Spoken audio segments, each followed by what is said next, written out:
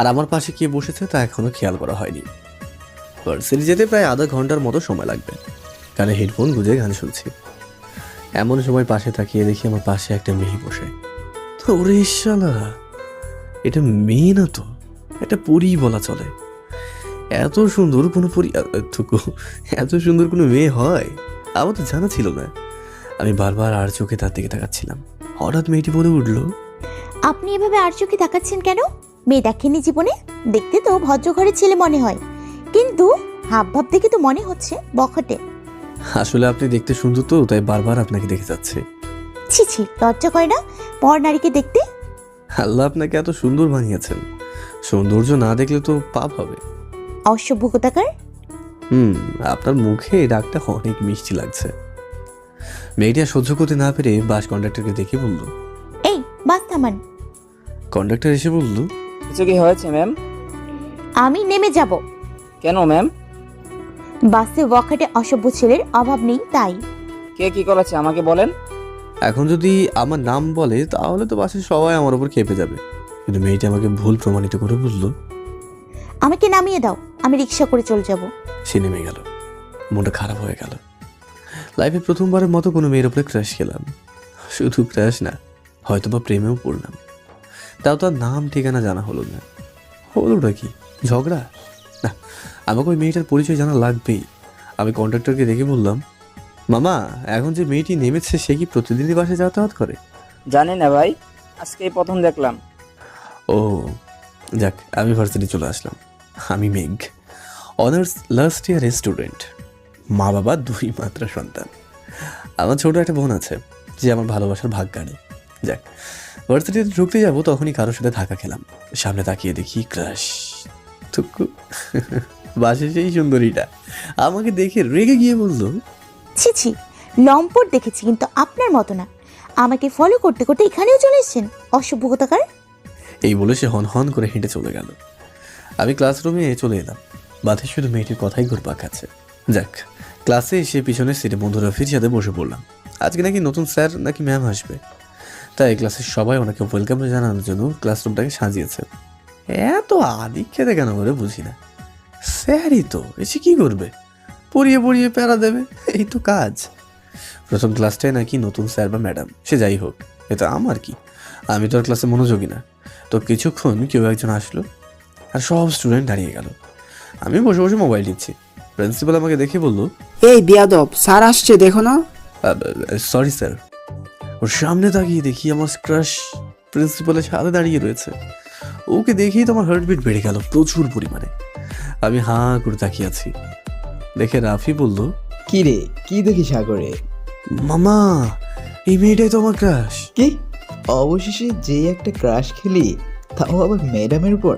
আল্লাহ, তুমি আমারে উঠায় লাও। আরে চুপ কর, আগে ম্যাডাম থুকু, ক্রাশের কথা শুনি। তো নতুন ম্যাম মানে ক্রাশ নিজের পরিচয় দিচ্ছে। হে স্টুডেন্ট, আমি মায়া, তোমাদের নতুন ম্যাম। আমি সদ্য পাশ করে বেরিয়েছি, ঢাবি থেকে গ্র্যাজুয়েশন কমপ্লিট করেছি।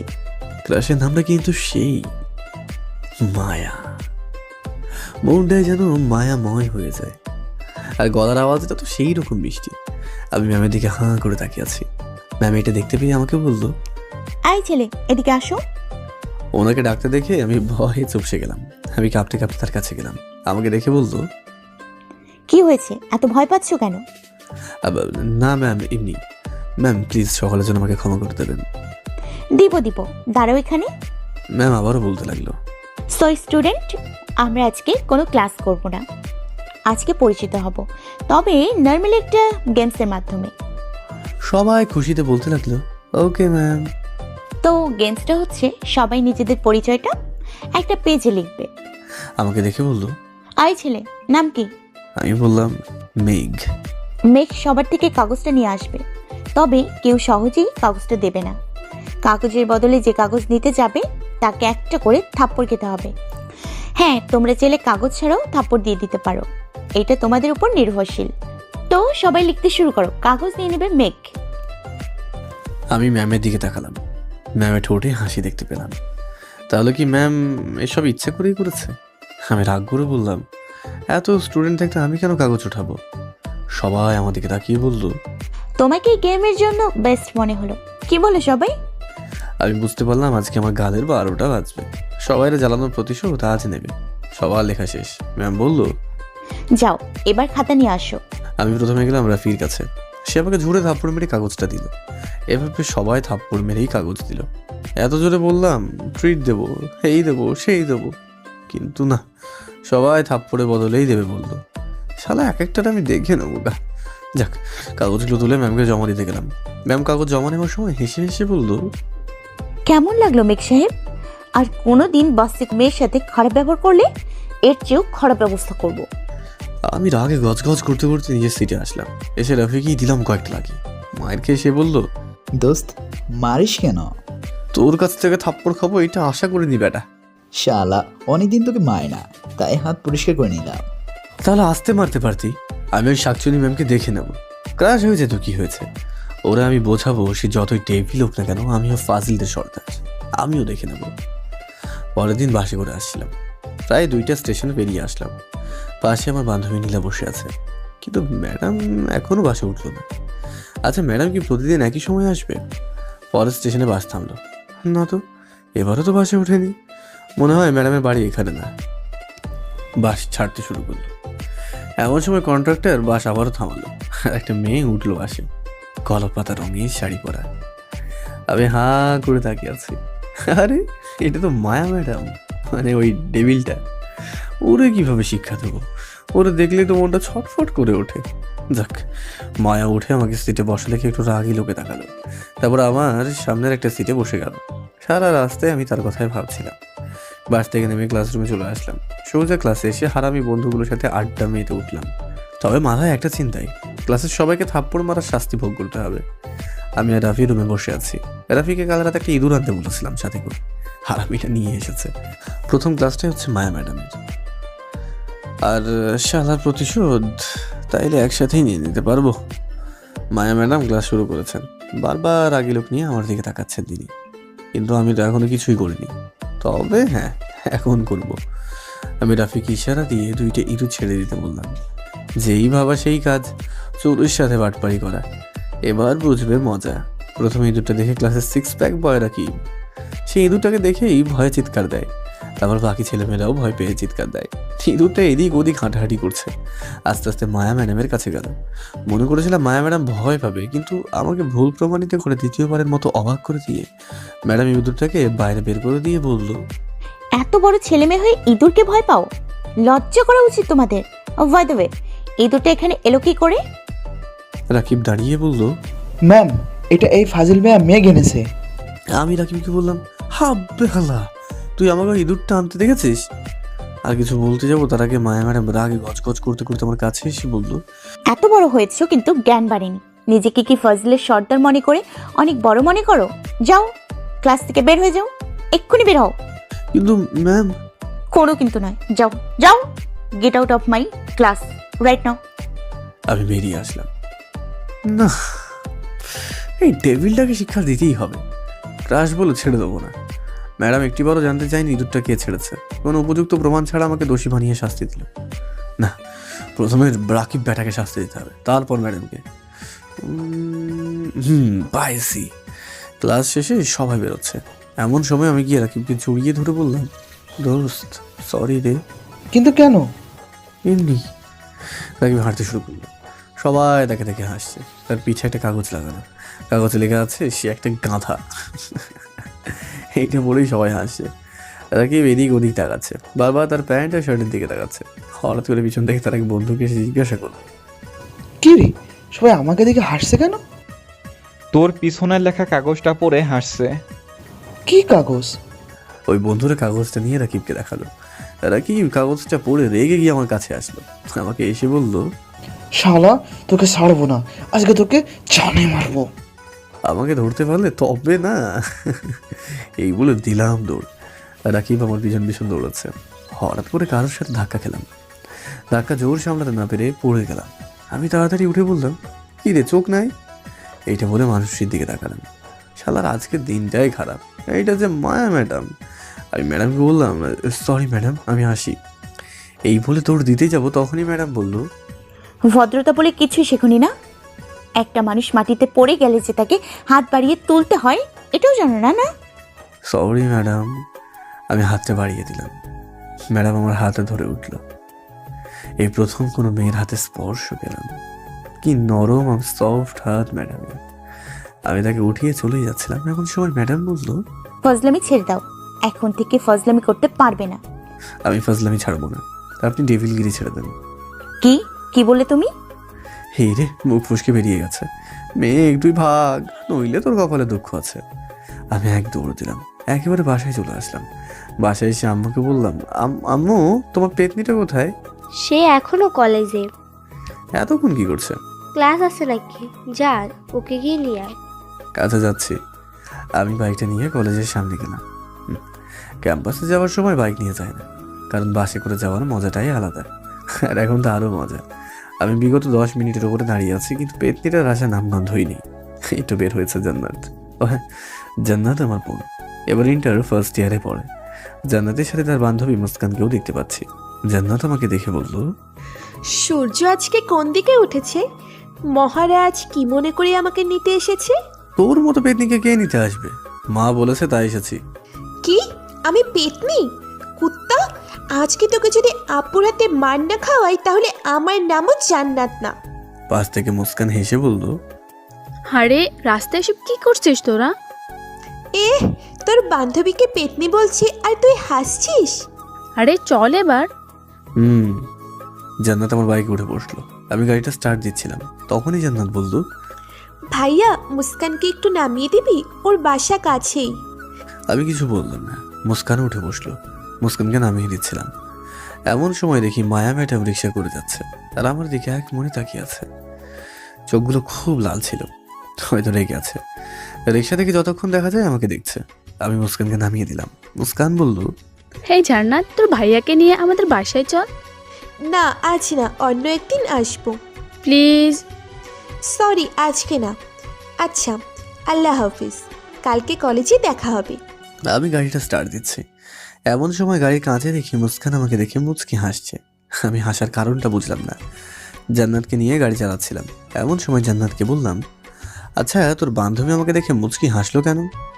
ও মা, একটা মেয়ে কখন মুচকি মুচকি হাসে জানোস না? না। প্রেমে পড়লে। তোর বান্ধবী কার প্রেমে পড়েছে? তোর। আমি গাড়িটা জোরে ব্রেক করলাম। বোন বলল, এভাবে গাড়ি থামালি কেন? কি বললি তুই?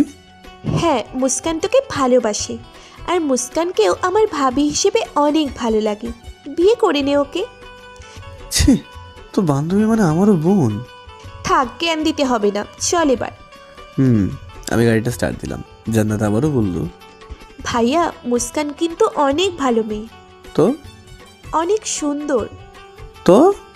অনেক রূপবতী, গুণবতী। আচ্ছা এসব আমাকে বলছিস কেন? ওর সাথে প্রেম করার জন্য। থামবে এবার নাকি থাপ্পড় খাবি? প্রেম কর ওর সাথে, বিয়ে আমি দিব। জান্নাত বেশি বাড়াবাড়ি হয়ে যাচ্ছে। আমি কিন্তু আমি কি? কিছু না। আচ্ছা। জান্নাতকে বাসে পৌঁছে দিয়ে আমি ক্লাসরুমে চলে এলাম। হঠাৎ করে একটা অচেনা নাম্বার থেকে কল আসলো। প্রথমে রিসিভ করলাম না, অচেনা নাম্বার বলে। পরপর আরও কয়েকবার কল দিল। বিরক্ত হয়ে ফোনটা ধরে বললাম, হ্যাঁ কি সমস্যা কি? হ্যাঁ বারবার কল দিচ্ছেন কেন? ওপাশ থেকে মেয়েরই কণ্ঠে বলে উঠলো, কুত্তা, তোর সাহস তো কম না? গাড়িতে মেয়ে নিয়ে ঘোরাঘুরি করছিস? এইবার বিরক্তিবোধটা আরও বেড়ে গেল। আমি মেয়েটিকে বললাম, আপনি কেডা? আর আমি মেয়ে নিয়ে ঘুরবো কি ঘুরবো না এটা আমার বিষয়। ওই কুত্তা, তোর হাত পা ভেঙে আমি পঙ্গু বানিয়ে দিব। লুচ্চামি করা বন্ধ কর। আপনি কে? শালা, আমি তোর হবু বউ। আপনি আপনার কিন্তু লিমিটটা ক্রস করছেন এবার। চুপ কর কুত্তা, লিমিট কিন্তু তুই ক্রস করছিস। আজকের পর যদি আর কোনো দিন কোনো মেয়েকে তোর বাইকের পেছনে বসা দেখি তাহলে তোর খবর আছে। আরে মনে হয় পাবনা থেকে ছাড়া পেয়েছেন, দেরি হচ্ছে না? কি যাতা বলছেন? কে আপনি? আর আমি 100 বার মেয়ে নিয়ে ঘুরবো, এটা আপনার কি? শালা লুচ্চা, তোরে ভালোবাসি, ভালোবাসি বলে এতক্ষণ সহ্য করে আছি, না হলে তোর হাত পা ভেঙে নিতাম। আরে যান যান, দেখি কি করতে পারেন। তুই কিন্তু আমার রাগ বাড়িয়ে দিচ্ছিস। আরে রাখেন, এই বলে ফোনটা কেটে দিলাম। আরে চিনি না জানি না কল দিয়ে হুমকি দেয়, আবার বলে ভালোবাসি। এটা কোন ধরনের ভালোবাসা? আমি ফ্রেশ হয়ে এসে একটা ঘুম দিলাম। ঘুম থেকে উঠে বাইরে যাই আড্ডা দিতে। বন্ধু মহলে গিয়ে দেখি রফি, রাহাত, সিয়াম সবাই এসেছে। আমাকে দেখে রাহাত বলল, আরে বায়া ম্যাডামের জামাই আসছে, টেক টেক সবাই। পাশ থেকে সিয়াম বলল, শালা তো ম্যাডাম বিয়ে করবে, তাহলে আমার কি? আমি ওদের বললাম, আব্বে হালারা, তোদের ভাবিকে নিয়ে ভদ্রতার সাথে কথা বল, তোদের ফিউচার ভাবি সে।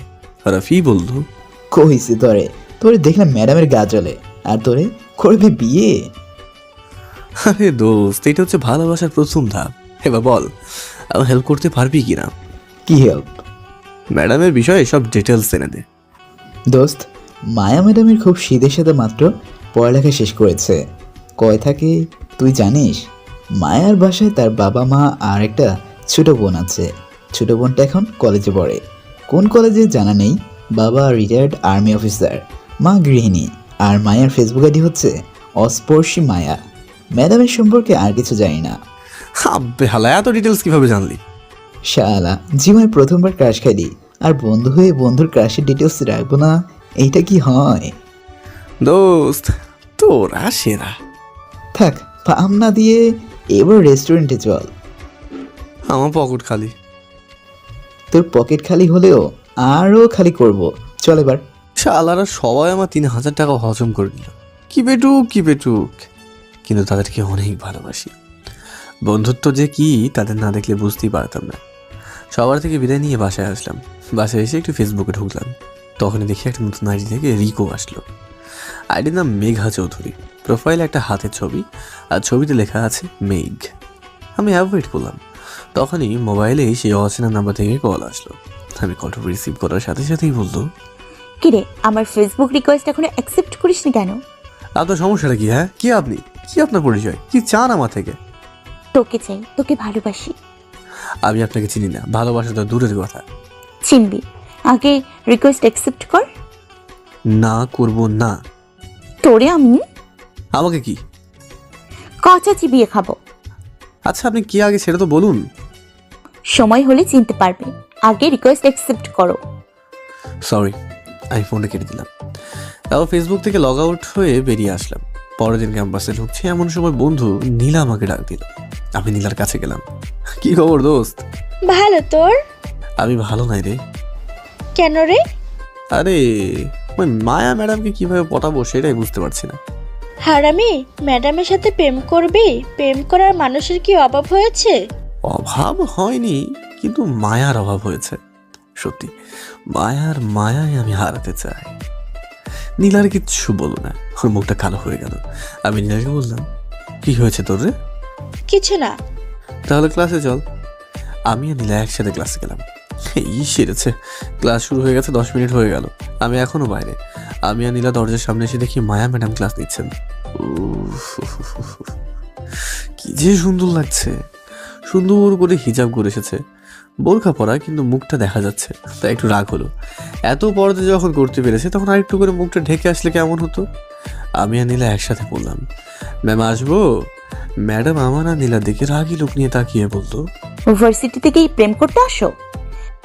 জি ম্যাম, বুঝতে পারলাম না আপনার কথা। এত লেট কেন? ম্যাম না মানে এইটা তোমার বাসা না যে যখন ইচ্ছা ক্লাসে আসবে, আবার যখন ইচ্ছা চলে যাবে। এইটা ক্লাস, ওকে? ক্লাসের বাইরে দাঁড়িয়ে থাকো। আর তুমি, তোমার নাম কি? পাশ থেকে নীলা বলল, জি ম্যাম, আমার নাম নীলা। তুমি ভেতরে আসো, আর মেঘ তুমি বাইরে দাঁড়িয়ে থাকো। মাথাটা খারাপ হয়ে গেল। নীলাও তো দেরি করে এসেছে, তাহলে ওকে কেন ভেতরে যেতে বললো? ম্যাডাম দেখি ক্লাসে মনোযোগ দিল। আমি ওনার দিকে হাঁ করে তাকিয়ে আছি, কিন্তু ওনার চোখগুলো লাল হয়ে আছে, হয়তো রেগে আছে। ইস, আবারও প্রেমে পড়ে গেলাম। কোনো মতে ক্লাসটা শেষ হলো। ক্লাস শেষে ম্যাম বেরিয়ে যাওয়ার সময় বলল, পরের বার থেকে আর দেরি যেন না হয়। আমি কিছু না বলে ক্লাসে ঢুকে গেলাম। ক্লাসে গিয়ে রাফির কাছে গেলাম। রাফিকে বললাম, দোস্ত, মায়া ম্যাডাম থেকে প্রতিশোধ নিতে হবে। কিসের প্রতিশোধ? আরে বাল, উনি আমাকে দাঁড় করিয়ে রেখেছেন, এইটা প্রতিশোধ। কি করবি বল? শুন তাইলে। আমি রাফিকে সব প্ল্যান বুঝিয়ে দিলাম। রাফি কল দিল মায়াকে। আমি কথা বলছি, কেমন আছো মায়া? জি ভালো, আপনাকে তো ঠিক চিনতে পারলাম না। আমি আপনার একজন প্রেমিক, বলতে পারেন প্রফেশনাল প্রেমিক। অসভ্যের মতো কথা বলছেন কেন? আর নিজের পরিচয় দেন, না হলে ফোন রাখছি। আচ্ছা, আজকে কলেজ ছুটির পর বাস স্টপে দাঁড়াবেন, আমি আসবো। হ্যালো হ্যালো, কে আপনি? আমি ফোনটা কেটে দিলাম। রাফিকে বললাম, দেখ আজকে ওকেও দাঁড় করিয়ে রাখবো। হুম। ক্লাস শেষে আমি বের হয়েছি, এমন সময় নীলা এসে বলল, মেঘ, হুম। কিছু কথা আছে। আরে পরে শুনবো, আগে মায়া ম্যাডামকে একটু শাস্তি দিই। চল রাফি, আসি রে দোস্ত। আমি চলে আসলাম। বাস স্ট্যান্ডে গিয়ে দেখি ম্যাডাম দাঁড়িয়ে আছে। আমি আর রাফি লুকিয়ে লুকিয়ে ম্যাডামকে কল দিলাম। কল ধরার সাথে সাথেই ম্যাম বিরক্তি নিয়ে বলল, কোথায় আপনি? এই তো আসছি, 5 মিনিট অপেক্ষা করেন। 5 মিনিট বলে আমি ম্যামকে আধা ঘন্টা দাঁড় করিয়ে রাখলাম। ম্যামের মুখ রোদে পুরাই খারাপ হয়ে গেল। এবার ম্যামকে দাঁড়িয়ে রাখা ভালো হবে না। আমি আস্তে আস্তে করে ম্যামের পিছনে গিয়ে ম্যামকে বললাম, ম্যাম কার জন্য অপেক্ষা করছেন? এইটা তোমার না জানলেও চলবে। যার জন্য অপেক্ষা করছেন সে আসছে না। মানে? মানেটা খুব সহজ, আপনি আমাকে দাঁড় করিয়ে রাখছেন, আমি আপনাকে। তাহলে এসব তোমার প্ল্যান? তোমাকে আমি কিচ্ছু করতে পারবেন না, এই বলে দিলাম এক দৌড়। পিছন থেকে ম্যাম রাগে গজগজ করতে করতে কিছু একটা বললো। আপনি যদি ডেভিল হন, আমিও ফাজল কিং। বাসায় আসলাম। বাসায় ঢুকে দেখি জান্নাত তার বান্ধবী মুস্কানকে নিয়ে আড্ডা দিচ্ছে। মুস্কান আমাকে দেখে একটু লজ্জা পেল। শালার কি ঢং! জান্নাত আমাকে দেখে বলল, ভাইয়া আয় আমাদের সাথে আড্ডা দি। তোদের সাথে আড্ডা দিতে যাবো কেন? হ্যাঁ, আরে আয়। আমি বসলাম। জান্নাত কথা বলেই যাচ্ছে। পাশ থেকে মুস্কান বলল, কেমন আছো মেঘ? জি ভালো। ওয়েট, কি বললো তুমি? কেমন আছেন জিজ্ঞেস করছি। না, তুমি আমার নাম ধরছো। আপনি ভুল শুনছেন। না, আমি ঠিকই শুনেছি। ভাইয়া তুই ভুল শুনেছিস, যা ফ্রেশ হয়ে আয়, আমি খেতে দিচ্ছি। আমি ফ্রেশ হতে আসলাম। মুস্কান মেয়েটাকে সুবিধার মনে হচ্ছে না। জান্নাতের সাথে কথা বলে ক্লিয়ার করতে হবে। আমি ফ্রেশ হয়ে ওয়াশরুম থেকে বের হয়ে দেখি মুস্কান আমার রুমে। ওকে দেখে ঘাবড়ে গেলাম। আমি ওকে জিজ্ঞাসা করলাম, কি চাই? কিছু না, একটু রুমটা দেখছিলাম। দরকার নেই, যাও নিচে যাও। মুস্কান চলে গেল। আমি নিচে গিয়ে খাবার খেয়ে রুমে এসে ঘুম দিলাম। ঘুম থেকে উঠে দেখি জান্নাত আমার পাশে বসে আছে। আমি ওকে দেখে বললাম, কি হয়েছে? মুস্কানের চিঠিটার জবাব কি? কোন চিঠি? ন্যাকামো করবি না। কোন চিঠির কথা বলছিস? আরে মুস্কান যেটা বালিশের নিচে রেখেছিল। আমি বালিশের নিচে হাত দিয়ে দেখি একটা কাগজটা খুললাম। কাগজে লেখা রয়েছে, প্রিয় মেঘ, প্রথম দেখায় তোমার প্রেমে পড়েছি, তোমাকে অনেক ভালোবাসি, প্লিজ আমার ভালোবাসাটা গ্রহণ করিও। চিঠিটা পড়েই মাথা খারাপ হয়ে গেল। জান্নাত জিজ্ঞাসা করলো, কি লেখা আছে ভাইয়া? আর তোর উত্তর কি? টাস করে থাপ্পড় মারলাম। তোকে মানা করেছিলাম তুই মেয়েটাকে প্রশ্রয় না দেওয়ার জন্য, কিন্তু তুই। আর আমি ওকে ভালোবাসি না, আমি অন্য কাউকে ভালোবাসি। জান্নাত কিছু না বলে চলে গেল। এই প্রথম আমি আমার বোনটাকে মারলাম। ওকে কোনোদিনও আঘাত দিইনি, কিন্তু আজকে আমি ওর গায়ে হাত তুললাম। ছি ছি ছি। আমি জান্নাতের রুমে গেলাম। সে লাইট অফ করে শুয়ে আছে। আমি শিওর সে কাঁদছে। আমি লাইটটা অন করে তার পাশে গিয়ে বসলাম। আর বললাম, সরি রে বোন, আমি ভুলে থাপ্পড় মেরে ফেলেছি। সরি, মাফ করে দে আমাকে। কাঁদিস না বোন, প্লিজ। তোর কান্না যে আমি সহ্য করতে পারি না। জান্নাত কাঁদতে কাঁদতে বলল, আমি অনেক খারাপ, তাই না ভাইয়া? না বোন, সবার থেকে বেস্ট। সরি। না ভাইয়া, আই এম সরি, আমি একটু বেশিই করে ফেলেছি। না রে বোন, কিন্তু আমি অন্য কাউকে ভালোবাসি যে। কে সে ভাইয়া? কালকে দেখাবো, যাবি আমার সঙ্গে? অবশ্যই যাব, ভাবিকে দেখা লাগবে। কান্না থামা এবার। আমাকে মারলি কেন? সরি রে, খুব লেগেছে তাই না? বল, কি করলে আমাকে মাফ করবি? আমার জন্য ফুচকা, আইসক্রিম আর চকলেট নিয়ে আয়, তারপর মাপ করব। আচ্ছা বেশ, আনছি। তুই আমার বেস্ট ভাইয়া। থাক পাম দেওয়া লাগবে না। আমি বোনের জন্য তার অর্ডার মতো সব নিয়ে আসলাম। সে খেয়েই চলেছে। বুঝি না মেয়েরা তো চকলেট আর ফুচকা পাগলি হয় কেন? উত্তর জানা থাকলে একটু আমাকে বলিয়েন প্লিজ। পরের দিন বোনকে নিয়ে বাসা থেকে বেরোচ্ছে। এমন সময় মোবাইল এসে অচেনা নাম্বার থেকে কল আসলো। আমি কলটা ধরলাম না, সাথে সাথে মেসেজ আসলো, কুত্তা কল ধর। এইটা মাইয়া নাকি কি? কথায় কথায় খালি হেসে রেগে যায়। চিনি না জানি না, শুধু শুধু আমাকে ডিস্টার্ব করে যাচ্ছে। আবারও কল আসলো। আমি কলটা ধরে বিরক্তির স্বরে বললাম, হ্যাঁ আপনার সমস্যা কি? আমাকে বারবার কল দিন কেন আপনি? আপনার পরিচয় দেন, নাহলে আমি কলটা কেটে দিচ্ছি। তুই কল কেটে দেখ, শুধু মাথা ফাটিয়ে দিব। আপনি কে বলুন তো প্লিজ? আমি তোমাকে ভালোবাসি মেঘ, সময় হলেই জানতে পারবে আমি কে। না এখনই বলুন। তোরে না বলছি না? আচ্ছা ভাই, আমি ফোনটা কেটে দিলাম। আজকে যেহেতু বোনকে নিয়ে যাবো তাই বাইকটা নিলাম। বাইকের পিছনে বোন বসে আছে। আমি আর বোন ক্যাম্পাসের দিকে যাচ্ছি। গেটের কাছে আসতে দেখি মায়া ম্যাডাম দাঁড়িয়ে আছে। আমার দিকে একবার তাকিয়ে চোখ নামিয়ে নিল। আমার কেমন জানি মনে হলো ম্যাডাম রেগে গেছে, কান্নাও করছে। ওনার চোখগুলোর মাঝে আমি স্পষ্ট দেখতে পেয়েছি। ওনাকে এইভাবে দেখে আমার বুকে কেমন করে উঠলো। কিন্তু ওনার এমন অবস্থা কেন?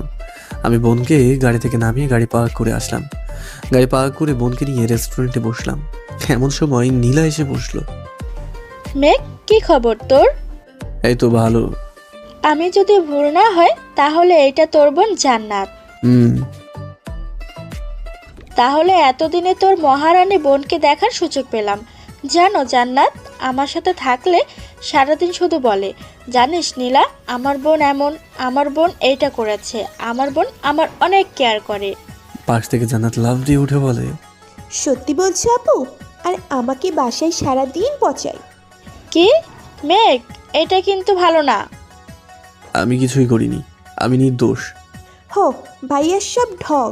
তবে হ্যাঁ, তুই আমার বেস্ট ভাইয়া। এইটা বললে জান্নাত আমার গাল টেনে দিল। পাশে তাকিয়ে দেখি মায়া ম্যাডাম আমার দিকে তাকিয়ে আছে। আমি ফিরতেই সে মুখ ঘুরিয়ে নিয়ে চলে গেল। আমি জান্নাতকে নীলার সাথে থাকতে বলে ক্লাসে আসলাম।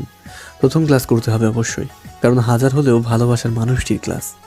তো ক্লাসের সামনে এসে ম্যাডামকে বলি, ম্যাম আসতে পারি? আরে মেঘ সাহেব যে, আসেন আসেন। বুঝলাম না ম্যাডাম এত ভালো মুডে কেন? না, লক্ষণ তো ভালো ঠেকছে না। ম্যাডাম হুট করে বলল, স্টুডেন্ট, আজকে আমরা একটা টেস্ট নিব তোমাদের। আমি টেস্টের কথা শুনে ঢোক গিলতে লাগলাম। আমি শিওর ম্যাডাম কালকের ঘটনার প্রতিশোধ নেবে। ম্যাম টেস্ট নেওয়া শুরু করলো। প্রথমে ম্যাডামের খপ্পরে পড়লো রাফি। সে কিভাবে জানি পাশ করে গেল। আরও কয়েকজন পরে আসলো আমার পালা। ম্যাম আমাকে এমন একটা প্রশ্ন করলো যার উত্তর আমি কেন, ম্যাডাম হয়তো স্বয়ং নিজেও জানে না। আমি পারবো না দেখে ম্যাডাম বলে উঠলো, সারাদিন তো বাইকে করে মেয়ে নিয়ে ঘোরাঘুরি করো, আজকে একটা কালকে আরেকটা নিয়ে, কিন্তু পড়ালেখায় একদম জিরো। এত বড় হয়েছে এখনো নিজের ক্যারিয়ারে ফোকাস করবে না, যত সব। ম্যাডামের এমন কথায় রাগ উঠে গেল। নিজেকে কন্ট্রোল করতে না পেরে রুম থেকে বের হয়ে গেলাম। রাফি কয়েকবার ডেকেও থামাতে পারেনি। কিছু না জানে ম্যাডাম এটা বলবে আমি তা আশা করিনি। বাইকের পিছনে মেয়েটা যে আমার বোন, না, ওনাকে এবার দেখাতে হবে ফাজল কিং মেয়ে কি করতে পারে। আমাকে এইভাবে বেরিয়ে যেতে দেখে পুরো ক্লাস স্তব্ধ। সবাই জানে আমি কেমন। ফাজলামও সারাদিন করলেও মেয়েদের সাথে কোনোদিন সম্পর্কে আমি চড়াইনি। ক্লাস শেষে মায়া ম্যাডাম যখন বের হতে যাবে তখন রফি ম্যামকে ডেকে বলল, ম্যাম। বলো, নিজের বন্ধুর হয়ে সাফাই দিতে আসবে না। জি ম্যাম, সাফাই অবশ্যই দিব। আপনি যে আমার বন্ধুকে বললেন বাইকে করে সে মেয়ে ঘোরায়, একটা ছেড়ে আরেকটা ধরে, জানেন বাইকে বসা মেয়েটাকে? কে আবার? ওর নতুন প্রেমিকা আর কি? জি না, ওর বোন জান্নাত। মেয়ের বাইকের পিছনে সিটটা শুধু ওর বোনের জন্য রিজার্ভ। এমনকি আমাকেও বসতে দেয় না। কেউ ওর বাইকের পিছনে সিটে বসতে চাইবে বলে সে বাইক নিয়ে ভার্সিটি আসে না। আর আপনি সেই ভাই বোনের সম্পর্ক নিয়ে কথা বললেন। আর হ্যাঁ, পুরো ক্যাম্পাসে জিজ্ঞেস করে দেখবেন আজ পর্যন্ত আমার বন্ধু মেয়ে কোনো মেয়ের দিকে তাকাইছে কিংবা প্রপোজাল দিছে কিনা। আসি ম্যাডাম।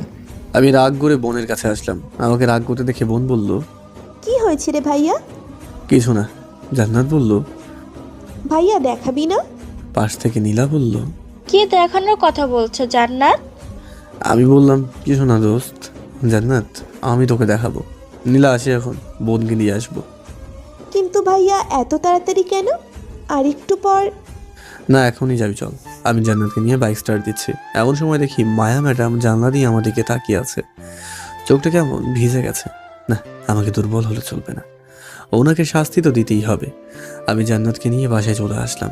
জান্নাত আমার উপরে রাগ করে বলল, ভাইয়া কি হয়েছে তোর? ভাবিকে না দেখিয়ে নিয়ে আসলি যে? অন্য একদিন দেখাবো, যা ফ্রেশ হয়ে খেতে আয়। হুম। আমি আমার রুমে গিয়ে ফ্রেশ হয়ে মোবাইলটা হাতে নেওয়ার সাথে সাথে অচেনা মেয়েটির কল আসলো আবার। আমি ফোনটা ধরলাম না, খুব বিরক্ত লাগছে। তারপরেও বারবার কল দিয়ে যাচ্ছে। বাধ্য হয়ে ফোনটা ধরে বললাম, হ্যাঁ আপনার সমস্যাটা কি? হ্যাঁ, এত কল দিয়ে ডিস্টার্ব করেন কেন? যত সব। সরি। সরি কেন? এমনিতেই। এসব ফালতু কথা বলার জন্যই কল দিয়েছেন? হ্যাঁ, বাই। ফোনটা কেটে আমি নিচে গেলাম। খেতে ইচ্ছে করছে না। মায়ের ওপর অনেক রাগ হচ্ছে। না জেনে সে এইভাবে বলবে, না আমিও তারা ছাড়বো না।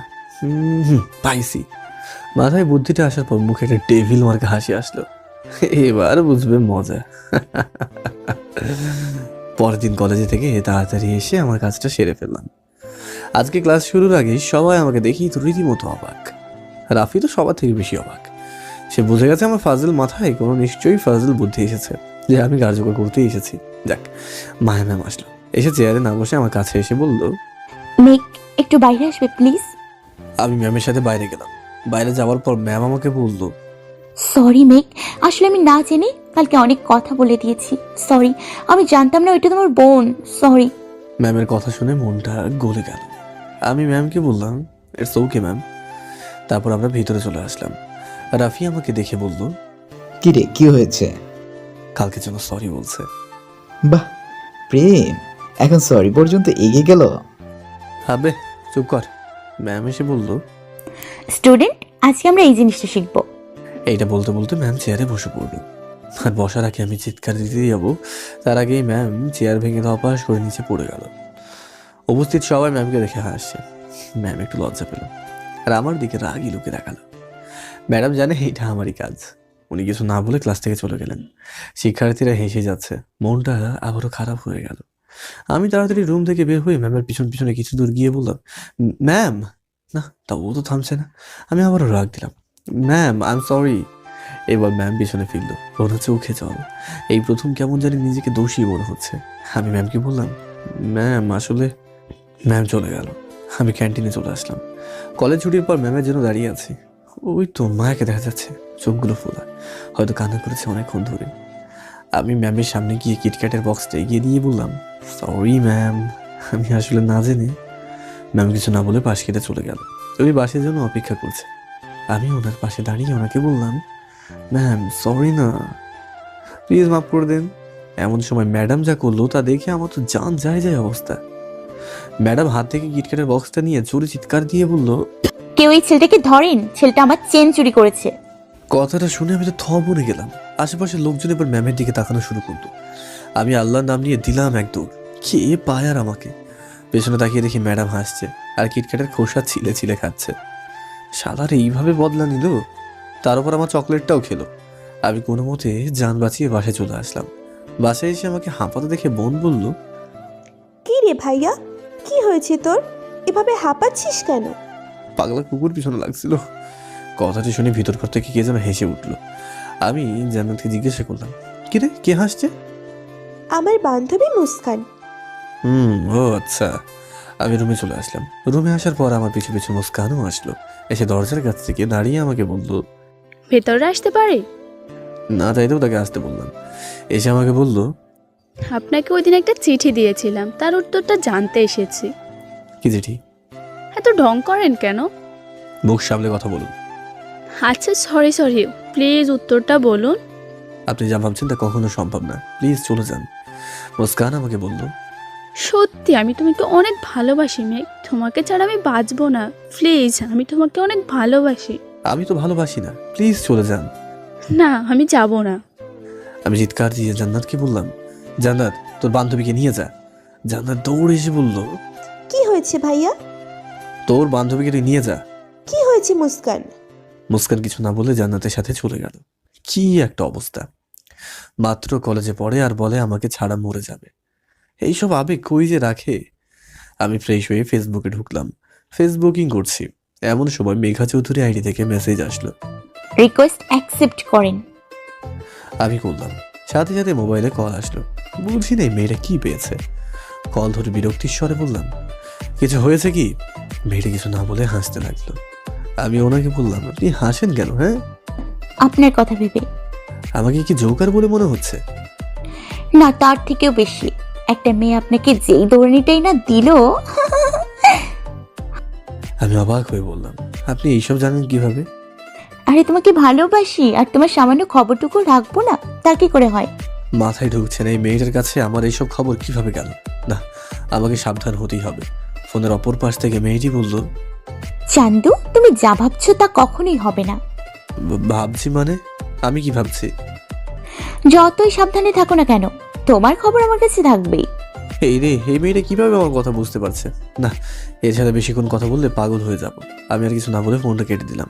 ফোনটা কেটে ফেসবুকে ঢুকলাম, ক্রাশের আইডিতে অনেকক্ষণ ঘোরাঘুরি পর রিকোয়েস্ট পাঠাবো কি পাঠাবো না ভাবতে ভাবতে পাঠিয়ে দিলাম। ও মা, এ তো টুরু লাভ। সাথে সাথে দেখি অ্যাকসেপ্ট করলো। আমি মেসেজ দিলাম, আসসালামু আলাইকুম। ওয়ালাইকুম আসসালাম। আপনি কে? কেন আমাকে চেনেন না? না তো। তাই এত দৌড়ানোর পরও বলেন চেনেন না? আচ্ছা আচ্ছা, মেঘ তুমি? হ্যাঁ বলো। আরে শালা, এইটা তো দেখি আমার না চেনার ভাব করছে। এত দৌড়ানোর পরও আমাকে নাকি চেনে না, এ তো ট্রু অ্যাভয়েড। আমি বললাম, জি ম্যাম, কেমন আছেন?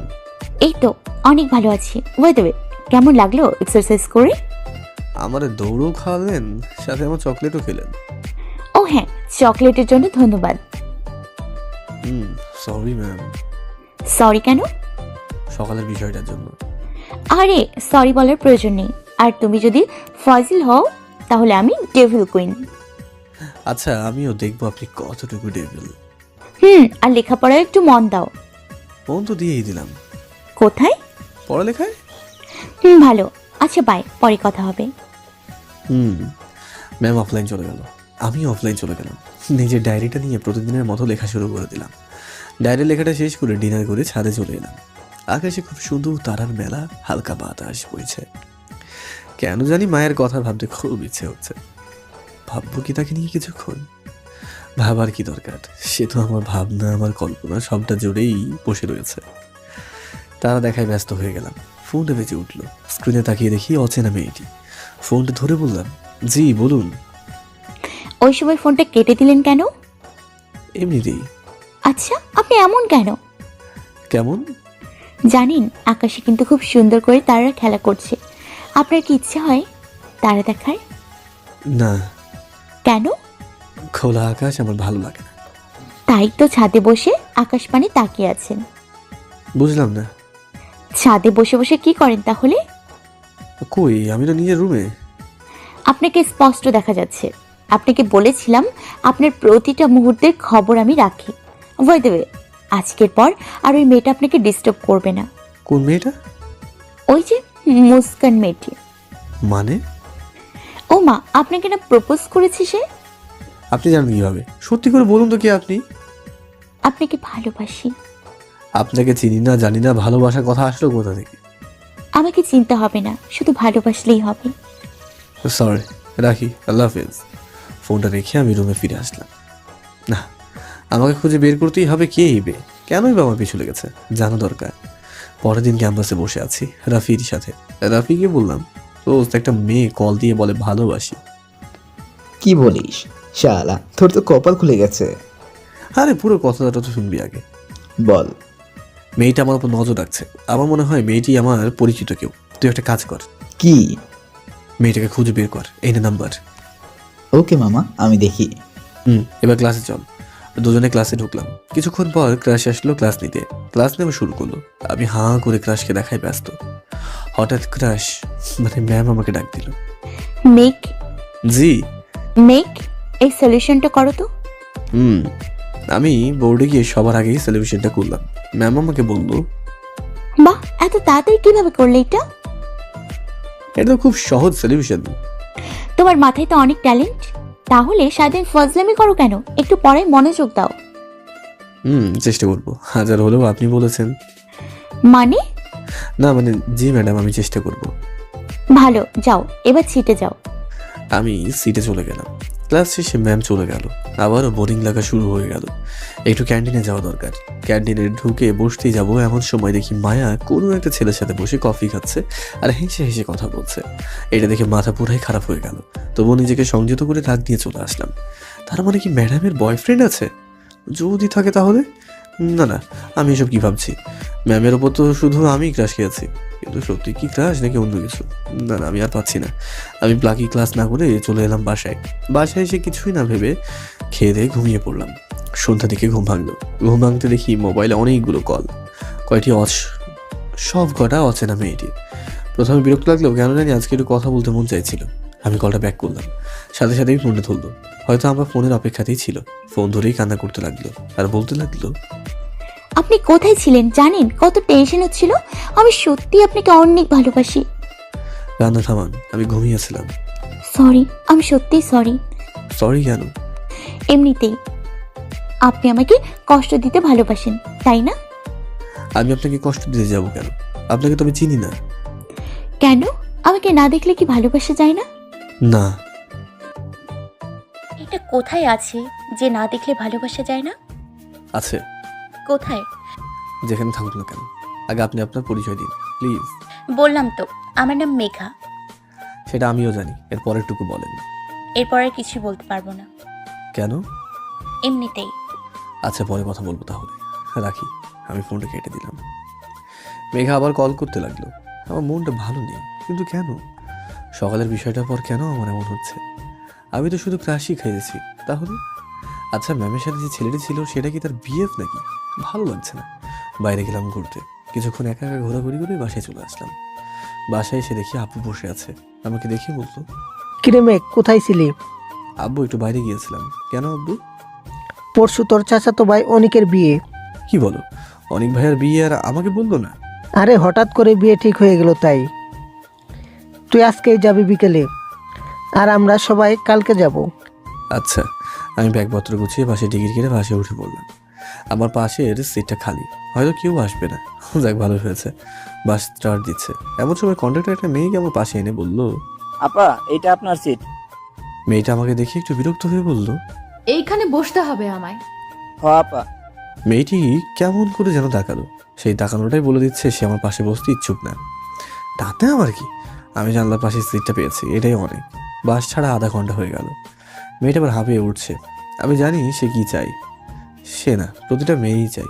আরে ভাই, খারাপ কিছু না, জানলার পাশের সিটে বসতে চাই আর কি। আমি মেয়েটিকে বললাম, আপনি চাইলে এদিকে বসতে পারেন। মেয়েটি কিছু না বলে উঠে দাঁড়ালো। তারপর আমি বের হওয়ার সাথে সাথে সে আমার সিটে খপ করে বসে গেল।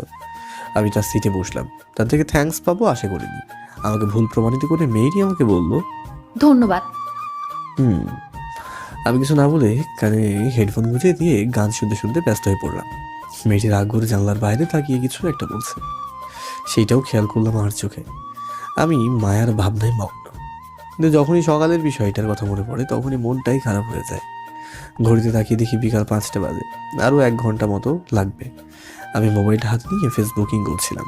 মেয়েটি আমাকে বলল, আচ্ছা, আপনার নাম কি? জি, আমাকে বলছেন? ও মা, আপনি ছাড়া এখানে কেউ আছে নাকি? জি, বলেন কি হবে? আপনি তো দেখি আরেক অদ্ভুত মানুষ। কেন? আপনাকে প্রশ্ন করি একটা, উত্তর দেন আরেকটা। জি, আমি মেঘ। এবার আমারটা জিজ্ঞেস করবেন না? জি, বলুন। কি বলতাম, জিজ্ঞেস না করলে বলবো কিভাবে? জি, আপনার নাম কি? আমার নাম ইরা। আপনার পাশে একটা সুন্দরী মেয়ে বসে আছে, আর আপনার কথা বলতে ইন্টারেস্ট হচ্ছে না? সুন্দরী? আই, আপনি হাসছেন কেন? এই যে সুন্দরী বললেন তাই। কেন, আমি সুন্দর না? অবশ্যই না। মেয়েটির আগে অন্যদিকে মুখ ঘুরিয়ে দিল। আমি বললাম, সরি। আপনি জানেন কেন? না মানে আমার একটা অ্যাবিলিটি আছে। অ্যাবিলিটি হচ্ছে যে কারোর সাথে মিথ্যার আগের অভিনয়টা খুব ভালো পারি। তার মানে? না না, আপনি আমার মতো ফাজিল টাইপস, তবে আমার থেকে কম না, আমি বেশি। আচ্ছা আচ্ছা, বেশ বেশি। তো কোথায় যাবেন? চাচাতো ভাইয়ের বিয়েতে। আপনি? আমিও আমার কাজিনের বিয়েতে যাচ্ছি। তো কোথায় যাবেন? জামালপুর। আমিও তো সেখানে যাব। তো কোন ক্লাসে পড়েন? আমি অনার্স লাস্ট ইয়ার। আপনি? আমি নিউ ফার্স্ট ইয়ারে ভর্তি হয়েছি। কোন ভার্সিটি? ডাবি। আমিও তো সেখানে। দেখেন, একই জায়গায় পড়ি কিন্তু কোনোদিন কেউ কাউকে দেখিনি। প্রকৃতি আমাদের দেখা হওয়াটাই পূর্ব নির্ধারিত করে রেখেছে, তাই। দেখতে দেখতে আমরা গন্তব্যে পৌঁছে গেলাম। বাস থেকে নেমে মেহেদি বলল, তাহলে ক্যাম্পাসে দেখা হবে। জি। কেন? আপনি বাকিদের থেকে আলাদা। আপনার জায়গায় অন্য কেউ হলে নাম্বার খুঁজতো। জি, নাম্বার খোঁজা আমার স্বভাব না। জানি। কিভাবে? মানুষকে দেখেই বোঝা যায়। হয়তোবা। আসছি আজকে। আমি বিদায় নিয়ে রিক্সায় উঠলাম। চাচার বাসায় গেটের সামনে এসে ভাড়া মেটাচ্ছি, তখনই দেখি মেয়েটা রিক্সা থেকে নেমে আমাকে দেখে বলল, আপনাকে দেখে তো সত্যিই বোঝা কঠিন। নাম্বার না নিয়ে আমার পিছু পিছু চলে আসলেন। এই যে মিস, মাইন্ড ইউর ল্যাঙ্গুয়েজ। আপনাকে ফলো করতে যাবো কোন দুঃখে? এইটা আমার চাচার বাড়ি, আর আমার চাচা তো ভাইয়ের বিয়েতে এসেছি। ওয়েট, আপনার চাচার বাসা মানে? অনিক ভাইয়া আপনার? ও আমার চাচা তো ভাই। অনিক ভাই আমার ফুফাতো ভাই। আমাদের ঝগড়া করতে দেখে চাচি বাইরে এসে আমাদের দুজনকে দেখে বললো, কি রে মেঘ, কি হয়েছে? আরে ইরা, তুই কবে এলি যে? এই মাত্র এলাম ফুপু। আয় ভিতরে আয়। মেঘ আয় বাবা। আমি আর ইরা ভিতরে গেলাম। ভিতরে গিয়ে ইরা বলল, সরি। থাক, সমস্যা নেই, একটু মিস্টেক হতেই পারে, ইটস ওকে। ধন্যবাদ। আমরা নিজ নিজ রুমে চলে গেলাম। ফ্রেশ হয়ে এসে খাবার টেবিলে বসে চাচিকে বললাম, চাচি খুব ক্ষুধা লেগেছে, খেতে দাও। এমন সময় ইরাও এসে চেয়ার বসতে বসতে বলল, ফুফু খেতে দাও। আরে দাঁড়া দাঁড়া, দিচ্ছি তো। চাচি আমাদের খেতে দিল। পিছন থেকে কে যেন কাঁধে হাত দিয়ে বলল, কিরে ফাজিল, কবে এলি? গলা শুনে বুঝে গেলাম চাচা যান। এই তো চাচা, এখন এলাম, বসেন, খাবার খান। আমি খেয়েছি, তোমরা খাও। তো ইরা মামুনি, কি খবর তোমার? এই তো ভালো ফুফা। তোমার মা বাবা আসবে না? ফুফা, বাবা বাইরে আছে, আম্মু কালকে চলে আসবে। আর মেঘ, তোর আব্বা আম্মু কবে আসবে? তোর বাপটাও জীবনে মানুষ হবে না, কোনোদিনও কোনো কাজে পাইলাম না তাকে। আর একমাত্র বড় ভাইয়ের ছেলের বিয়ে বলে কথা, আর সে কি না আসেনি এখনো। চাচা, আব্বু আম্মুরা কালকে আসবে, চিন্তা করতে হবে না, আমি আছি তো। তোকেই সব দায়িত্ব নিতে হবে, তবে কোনো ফাইজলামি করবি না। ইয়েস স্যার, আপনি যা বলবেন। আবার শুরু করলি? খেয়ে নে। আমি আর ইরা খেয়ে দিয়ে ছাদে গেলাম। আমি মোবাইল নিয়ে ফেসবুকিং করছিলাম। এমন সময় কল আসলো, আর মেঘারই কল সেটা। আমি কলটা ধরে বললাম, কি হয়েছে বলেন। আপনি কোথায় গেলেন? আজকে ছাদে দেখতে পাইনি যে। আপনাকে বলতে যাব কেন? তোমাকে ভালোবাসি তাই বলবে। জানো না, ভালোবাসার মানুষের সাথে সব শেয়ার করতে হয়। ভালোবাসার মানুষ মানে? আপনি আজাইরা কথা না বলে ফোনটা রাখেন, এমনিতেই মনটা ভালো লাগে না। কেন, কি হয়েছে? প্লিজ ফোনটা রাখেন, বাই। আমি ফোনটা কেটে দিলাম। এটা আমার পাশে বসেছিল, আমাকে এইভাবে মন খারাপ করে থাকতে দেখে বলল, কি হয়েছে আপনার? কই কিছু না তো। আপনার মুখে স্পষ্ট দেখা যাচ্ছে, বলেন কি হয়েছে? না কিছু না, এমনিতেই। কফি খাবেন? আমি বানিয়ে নিয়ে আসি, খেয়ে দেখেন, মন ভালো হয়ে যাবে। এরা কফি বানাতে নিচে চলে গেল। আসলে কফি খাওয়ার ইচ্ছা নেই, ওকে নিচে পাঠিয়ে কিছু সময় একটু একা থাকতে চাই।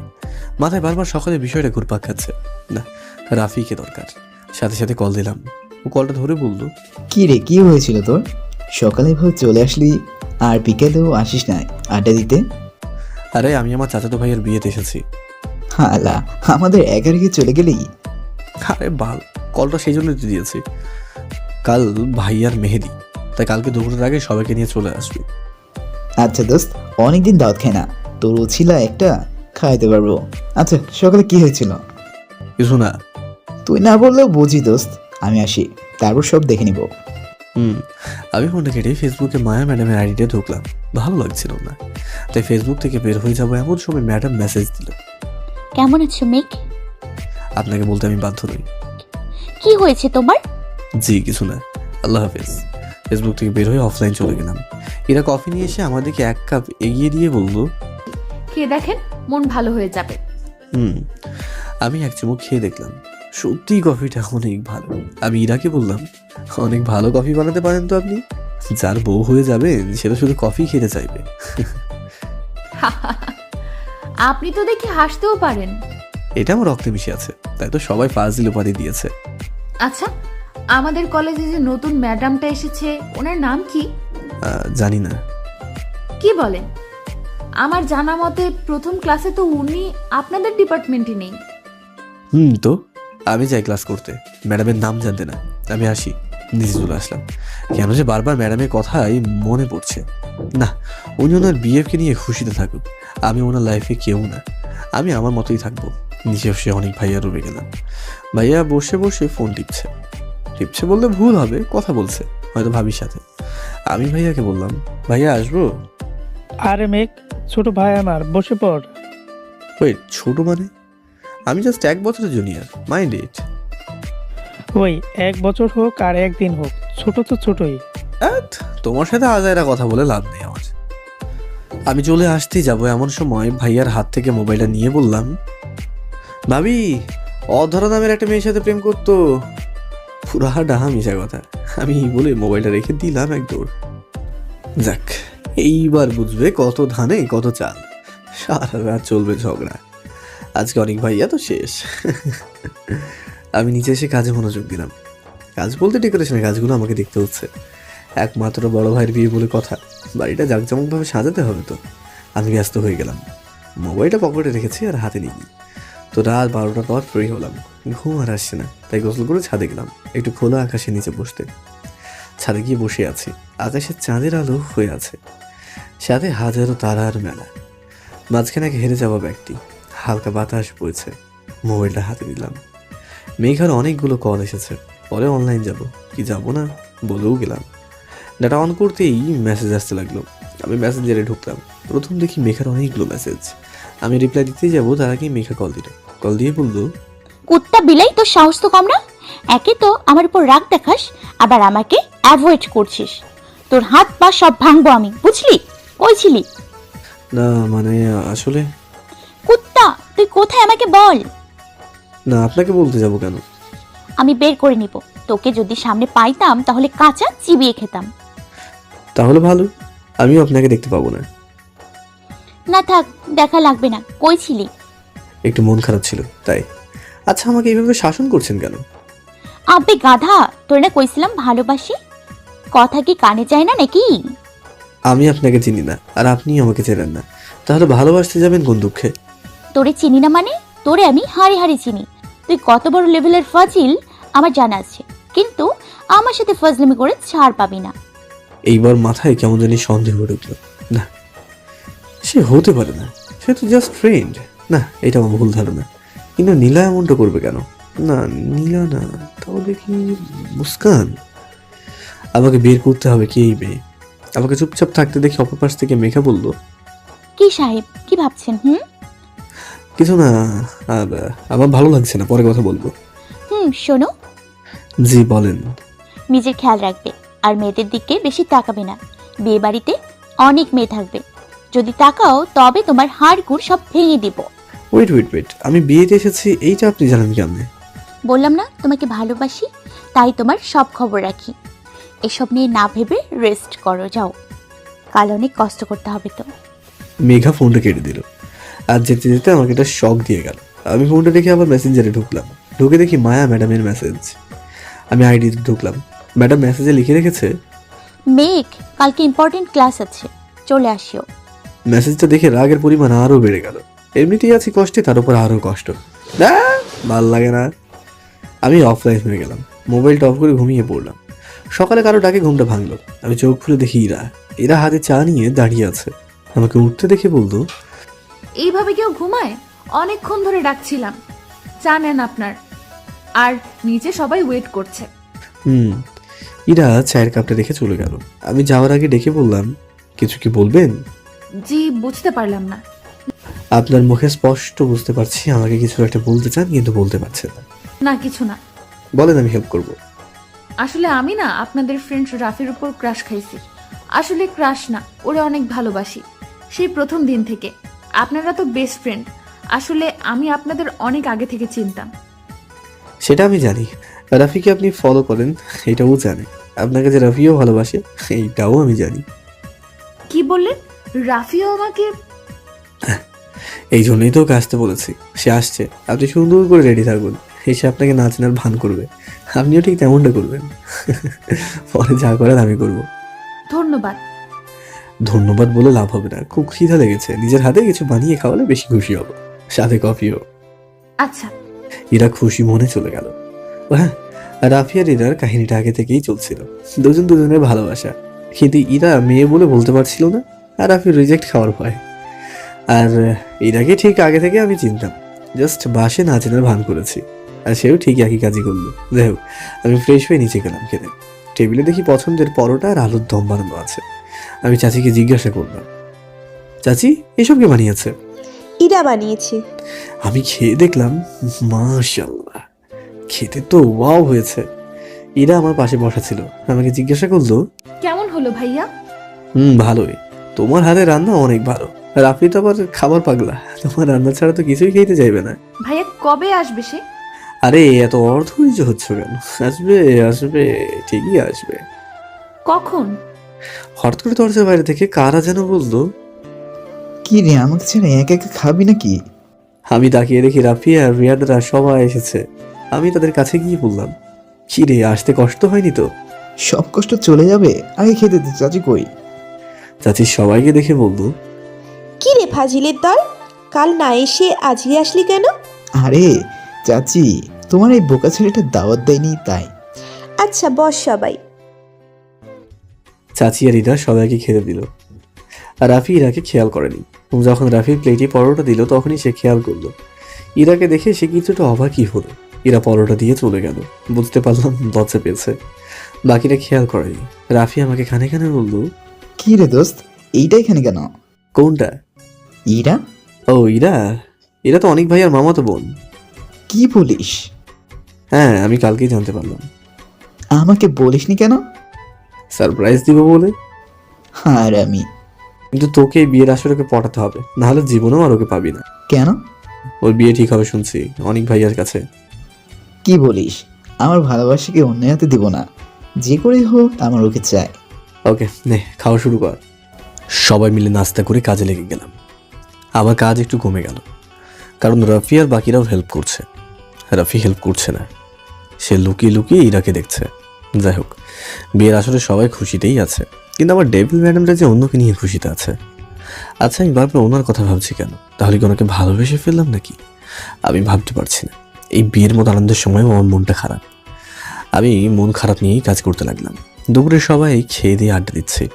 এমন সময় রাফি আমার কানে কানে বলল, দোস্ত, আমি আর পারছি না, প্লিজ তুই ইরাকে কোনোভাবে ম্যানেজ কর, যাতে ওর সাথে একটু ভালোভাবে আলাদাভাবে কথা বলতে পারি। আব্বে হালা, এত তাড়াতাড়ি? ভাই, ওর বিয়ের পর ওর সাথে কথা বলবো নাকি? আচ্ছা আচ্ছা, আমি ব্যবস্থা করে দিচ্ছি। বিকেলের দিকে সবাই কাজ করছিলাম, কিছু ফুলের শর্ট পড়লো।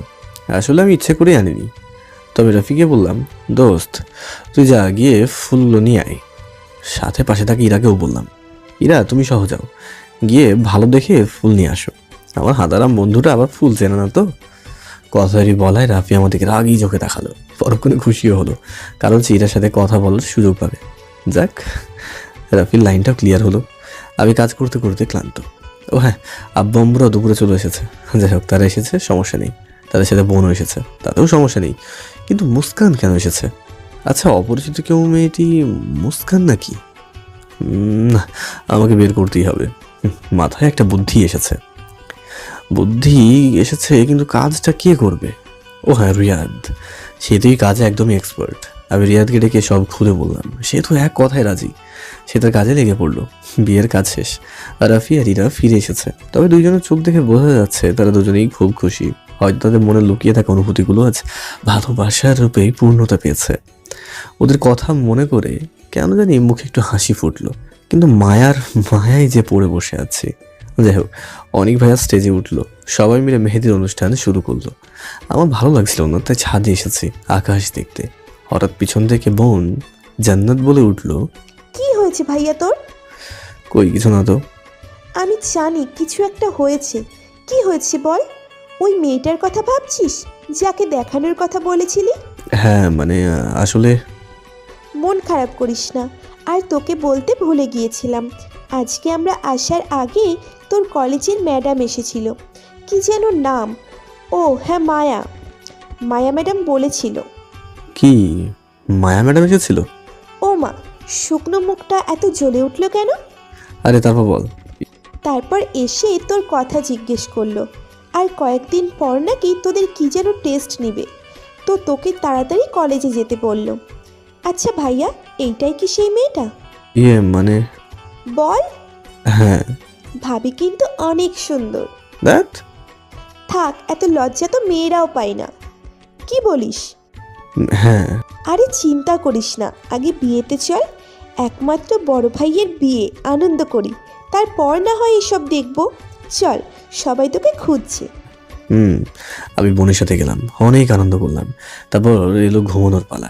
আমি আর বাকিরা ঘুমিয়ে পড়লাম, কিন্তু রফি হারামজাদা মোবাইলে কল করছে। শালা প্রেম করতে বুঝলাম, একই বাড়িতে আছে, তাহলে কল করার কি দরকার? ছাদে গেলেই তো হয়। আমি ওর একটা থাপ্পড় দিয়ে বললাম, হালা দুজনেই ছাদে গিয়ে ইচ্ছে মতো আড্ডা দে, আমাদের একটু ঘুমাতে দে। বাহ, খুব সুন্দর বুদ্ধি তো, তুই সেরা দোস্ত। যা ভাগ। রাফি চলে গেল। এই একটা সমস্যা, প্রেম করলেই জ্বালা, না করলেও জ্বালা। সে যাই হোক, একটু ঘুমিয়ে নি। তো সকালে উঠলাম একটু দেরি করে। উঠে নাস্তা খেয়ে আবার কাজে লেগে গেলাম। একমাত্র চাচাতো ভাইয়ের বিয়ে, তাই আমাকে ঘাটতে হচ্ছে বেশি। আমরা চলে আসলাম বিয়ে বাড়িতে। ওরে মা, গেটে দেখি অনেক মেয়ে দাঁড়িয়ে আছে, টাকার ডিমান্ড করছে। তো ভাইয়াকে বললাম দিয়ে দিতে। ভাইয়া তার মানি ব্যাগটা আমাকে দিয়ে বলল, তুই একটু ম্যানেজ কর। আমারে পাইকে মানি ব্যাগে দেখি 20,000 আছে। আমি মেয়েগুলোকে কোনো মতে 5,000 টাকায় ম্যানেজ করে বাকিগুলো নিজের পকেটে ঢোকালাম। তো ভাইয়াকে মানি ব্যাগ ফেরত দেওয়ার পর ভাইয়া করুণ চোখে আমাদেরকে তাকিয়ে বলল, ওদের 5,000 দিয়ে বাকিগুলো নিয়ে নিলি? তোমার বিয়েতে এত খাটনি হলো, তার পারিশ্রমিক কে দেবে? হ্যাঁ তরে আমি। আরে ভাইয়া রাগ করতে নেই, ভাবিরে দিয়েছিস মনে করে ভুলে যা। ভাইয়া জানে এখন কিছু বলে লাভ নেই। তো এইভাবে বিয়েটা শেষ হয়ে গেল। এবার আসছে মেন পালা, কান্নার পালা। আরে শালা, আমি মনে করছি ভাবি কাঁদতে কাঁদতে শেষ হয়ে যাবে, কিন্তু উনি তো হাসি মুখে গাড়িতে উঠলো। তো ভাইয়াদের গাড়িতে আমিও ছিলাম। ভাবিকে বললাম, ভাবি আজকে থেকে কি বিয়ের একটা নতুন কনসেপ্ট শুরু করছেন নাকি? কি? এই যে আগে বিয়েতে দেখতাম মেয়েরা বিয়ের সময় শ্বশুর বাড়িতে চলে যাবে বলে কান্না করতো, আপনি তো দেখছেন উল্টে হাসছেন। আরে ছোট দাবুরজি, আমার কান্না সহজে আসে না, আর যখন আসে তখন কেউ থামাতে পারে না। আরে আচ্ছা, চিন্তা করবেন না, ভাইয়া ঠিকই থামাতে পারবে। না পারলে হাত পা ভেঙে দেব। পাশ থেকে ভাইয়া বলল, এ তোমার রাগ ভাঙাতে আমার বয়েই গেছে। কি বললি তুই? আরে বাবুটা রাগ করো কেন, আমি তো মজা করেছিলাম। সবাই বাসে চলে আসলাম। বাসায় মেহমানে ভর্তি। আমি ছাদে দাঁড়িয়ে আছি, খোলা আকাশে তারার মেলা দেখছি। তখনই ফোনটা বেজে উঠলো। স্ক্রিনে তাকিয়ে দেখি মেঘা। কল ধরতেই মেঘা বলে উঠলো, এত ব্যস্ত মানুষ, একটা কল দেওয়ার সময় পাও না নাকি? আপনি তুমি করে বলছেন কেন? ওমা, ভালোবাসি তাই। কি করছেন? আকাশ দেখছি। আমিও সেম, ছাদে বসে বসে আকাশ দেখছি। কিছু খাইছেন নাকি খালি পেটে বসে আছেন? খেয়েছি। আমি বলেছি খাননি? আপনি জানেন কেন? আপনি কি পড়ি নাকি? বললাম না, ভালোবাসার মানুষের প্রতিটা মুহূর্তের খবর আমি রাখি। আচ্ছা বুঝলাম। আচ্ছা, আমাকে যে ভালোবাসেন, আপনি কি জানেন আমি কাউকে ভালোবাসি কিনা? না, জানি না, জানার চেষ্টাও করব না। তোমাকে হারাতে চাই না, যে কোনো মূল্যে তোমাকে আমার চাই। আমি যদি বলি আমি কাউকে ভালোবাসি, তাহলে কি করবেন? জানি না কি করব, তবে আপনাকে ভালোবাসা বন্ধ করব না। এতটা ভালোবাসেন কেন? জানি না। সত্যি বলতে আমি অন্য কাউকে পছন্দ করি। কথাটা বলা প্রপাশ থেকে কোনো আওয়াজ আসলো না। ফোনটা কেটে দিল। জানি না মেঘা কি ভাবছে বা করছে, তবে সত্যিটা বলা খুব জরুরি। আমি মায়ের প্রতি দুর্বল, মায়াকে ভালোবাসতে শুরু করেছি। মেঘা আমাকে সত্যি ভালোবাসে কিনা আমি জানি না, তবে তাকে আঘাত করা আমার পক্ষে সম্ভব না। তাই সত্যিটা বলেই দিলাম। আমি ফোনটা পকেটে রেখে আবার আকাশ দেখায় মনোযোগ দিলাম। কিছুক্ষণ পর ফোনটা আবারও বেজে উঠল। স্ক্রিনে তাকিয়ে দেখি মেঘা। তড়ি ঘড়ি করে ফোনটা তুললাম। ফোন ধরতেই মেঘা বলল, সরি, ব্যালেন্স শেষ হয়ে গেছিল। কি যেন বলেছিলে? ও হ্যাঁ, কাকে ভালোবাসেন? কথা ধরন দেখে মনে হলো সে কান্না করছে। আমি তাকে জবাব দিলাম, আছে কেউ একজন? বলা যাবে না। যাবে। তাহলে বলেন। মায়া। কোন মায়া? আপনার কলেজের ম্যাডাম? হ্যাঁ। কিন্তু ও তো আপনার সিনিয়র। সমস্যা নেই। সে কি জানে? না। আপনি তাকে ভালোবাসেন? না। তাহলে? তাহলে কিছু না। যদি তার কোনো বয়ফ্রেন্ড থাকে তখন কি করবেন? সেম আপনার মতো, তাকে ভালোবাসা বন্ধ করব না। এবার ওপাশ থেকে জোরে কান্না করার শব্দ শোনা গেল। আমি মেঘাকে কিছু বলতে যাবো, তার আগে মেঘা কান্না করতে করতে বলল, আচ্ছা, আমরা কি ভালো বন্ধু হয়ে এভাবে থাকবো আজীবন? আপনার সমস্যা না হলে থাকতে পারি। আমার সাথে কি আগের মতো কথা বলবেন না? বলবো। সত্যি বলবেন? বলবো তো। আচ্ছা শোনেন, আম্মু ডাকছে, পরে কথা হবে। মেঘা কলটা কেটে দিল। আমি জানি সে মিথ্যা বলছে, সে কান্না করছে।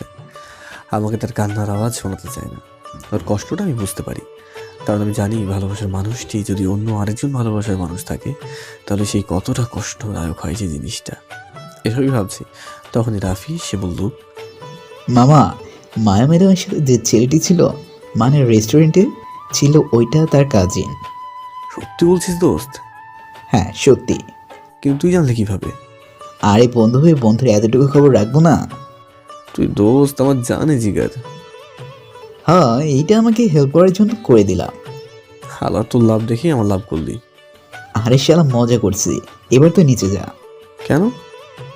আমি আর ইরা একটু আলাদা কথা বলবো তাই। তাহলে আমি আকাশ দেখবো না? নিচে চায়ের দোকানে গিয়ে দেখ। আমি চলে আসলাম। চায়ের দোকানে এসে মামাকে বললাম, মামা একটা রং চার বেনসন দাও তো। সিগারেট ধরিয়ে টানতে লাগলাম। এটার অভ্যেস হয়ে গেছে, কিছু করার নেই। বেনসন পড়া শেষ করে চাটাও খেয়ে নিলাম। খেয়ে বিলটা মিটিয়ে ভাবলাম একটুই ব্যস্ত নগরী রাতের দৃশ্য দেখব। যেই ভাবা সেই কাজ। হারা দিলাম ফুটপাথ ধরে। কিছু দূর গিয়ে ব্রিজের ওইখানে গিয়ে দেখলাম একটা মেয়ে আর ছেলে হাত ধরে বসে আছে আর কথা বলছে, হয়তো কাপল। তাদেরকে দেখে বুকের মাঝে একটা শিহরণ বয়ে গেল। মায়া ম্যাডামের কথা মনে পড়ে গেল আর মন থেকে কষ্টটাও দূর হলো। এটা জেনে যে ম্যাডামের সাথে ওই ছেলেটা তার কাজিন ছিল, কিন্তু রাফিয়ালা কীভাবে জানে? ওর আবার দেশ দুনিয়ার খবর রাখা অভ্যাস আছে, কোনোভাবে হয়তো জেনেছে। যাই হোক, ব্রিজের এক কোণে বসে মেসেঞ্জারটা অন করলাম। ম্যাডামের আইডিতে ঢুকে মেসেজ দিলাম। ম্যাডাম সাথে সাথে রিপ্লাই দিয়ে বলল, কই ছিলে এই দুদিন? জি ম্যাডাম, ভাইয়ার বিয়েতে। ও হ্যাঁ, তোমার আব্বু বলেছিল তো। শোনো, কয়েকদিন পর তোমাদের টেস্ট নেওয়া হবে, তাই তাড়াতাড়ি চলে আসিও। কি টেস্ট ম্যাম? তোমাদের ফাইনাল এক্সাম খুবই কাছে, তাই সিদ্ধান্ত নিল তার আগে সব স্টুডেন্টের থেকে টেস্ট নেওয়া হবে। ও আচ্ছা ম্যাম, চলে আসবো। আচ্ছা, আল্লাহ হাফেজ। ম্যাডাম অফলাইনে চলে গেল। মনটা আবার আনন্দে মেতে উঠল। যাক, ম্যাম তাহলে সিঙ্গেল। যাই হোক, প্রেম করার আগে একটু জ্বালাবো ম্যামকে, একটু ফাজলামো করবো। আমি আবার ফাজিল নাম্বার 1 তো, তাই। পরের দিন আমি বাসায় চলে আসলাম। রাফি তো আসতেই চাইছিল না, অনেক কষ্টে আনলাম। হালা মেয়েদের মতো কান্না করতে শুরু করেছিল। এত প্রেম যে কই রাখে। কোনো মতে দিনটা কাটালাম। তর সইছিল না, কবে ম্যাডামকে তো দেখবো। সকালে কোনো মতে রেডি হয়ে ক্যাম্পাসে চলে আসলাম। ক্লাসে এসে বসে বসে আমরা বন্ধুরা সবাই আড্ডা দিচ্ছে। এমন সময় ম্যাডাম রুমে এন্ট্রি নিল। ম্যাডাম আগে থেকেও বেশি শুকিয়ে গেছে, কিন্তু চোখে মুখে হাসির ঝলক। তবে ম্যাডামকে এখন যথেষ্ট সুন্দরই লাগছে। আমি হাঁ করে তাকিয়ে আছি। মায়া ম্যাডামের ডাকে ধ্যান ভাঙল। ম্যাডাম আমাকে বলছে, কই ছিলেন মেঘ সাহেব এতদিন? জি ম্যাডাম, বড় ভাইয়ের বিয়েতে। সামনে এক্সাম, ভালো মতো পড়ো। জি। ম্যাডাম পড়াতে মনোযোগ দিল। তৎক্ষণাৎ মাথায় একটা বুদ্ধি আসলো। আমি ফোনটা বের করে ম্যাডামকে কল দিয়ে বসলাম। ম্যাডাম তড়িঘড়ি করে ফোন নিয়ে দেখে যে আমি ফোন দিয়েছি। আমার দিকে তাকিয়ে ম্যাডাম বুঝে গেল আমি ইচ্ছে করেই দিয়েছি। মনে করছি ম্যাডাম আমাকে কিছু বলবে, কিন্তু কিছু না বলে ফোনটা অফ করে রেখে দিল। কোনো মতে প্রথম ক্লাসটা করলাম। দ্বিতীয় ক্লাস আবার মেজান স্যারের। উনি খুব রাগী। ওনার ক্লাসের সামান্য পরিমাণ আওয়াজ কেউ করতে পারে না। আমি ক্লাস করছি এমন সময় মোবাইলটা বেজে উঠলো। স্যার তো সেই লেভেলে রেগে গেছেন। আমাকে বলল, এই অভদ্র, এক্ষুনি বের হও ক্লাস থেকে। আমি চুপচাপ বের হয়ে গেলাম। মাথাটা গেল খারাপ হয়ে। মোবাইলটা হাতে নিয়ে দেখি কলটা ম্যাডামই দিয়েছে। উনি ইচ্ছে করেই করেছে। তখনই মেসেজ আসলো, কি ফাজিল সাহেব, ইট মারলে পাটকেল তো খেতেই হবে। বাই দ্য ওয়ে, আপনি ফাজিল কিং হলেও আমি ডেভিল কুইন, মনে রাখবেন। ম্যাম আমাকে এইভাবে একটা মানুষ দিল না, বদলে কিছু একটা করতেই হবে আমাকে।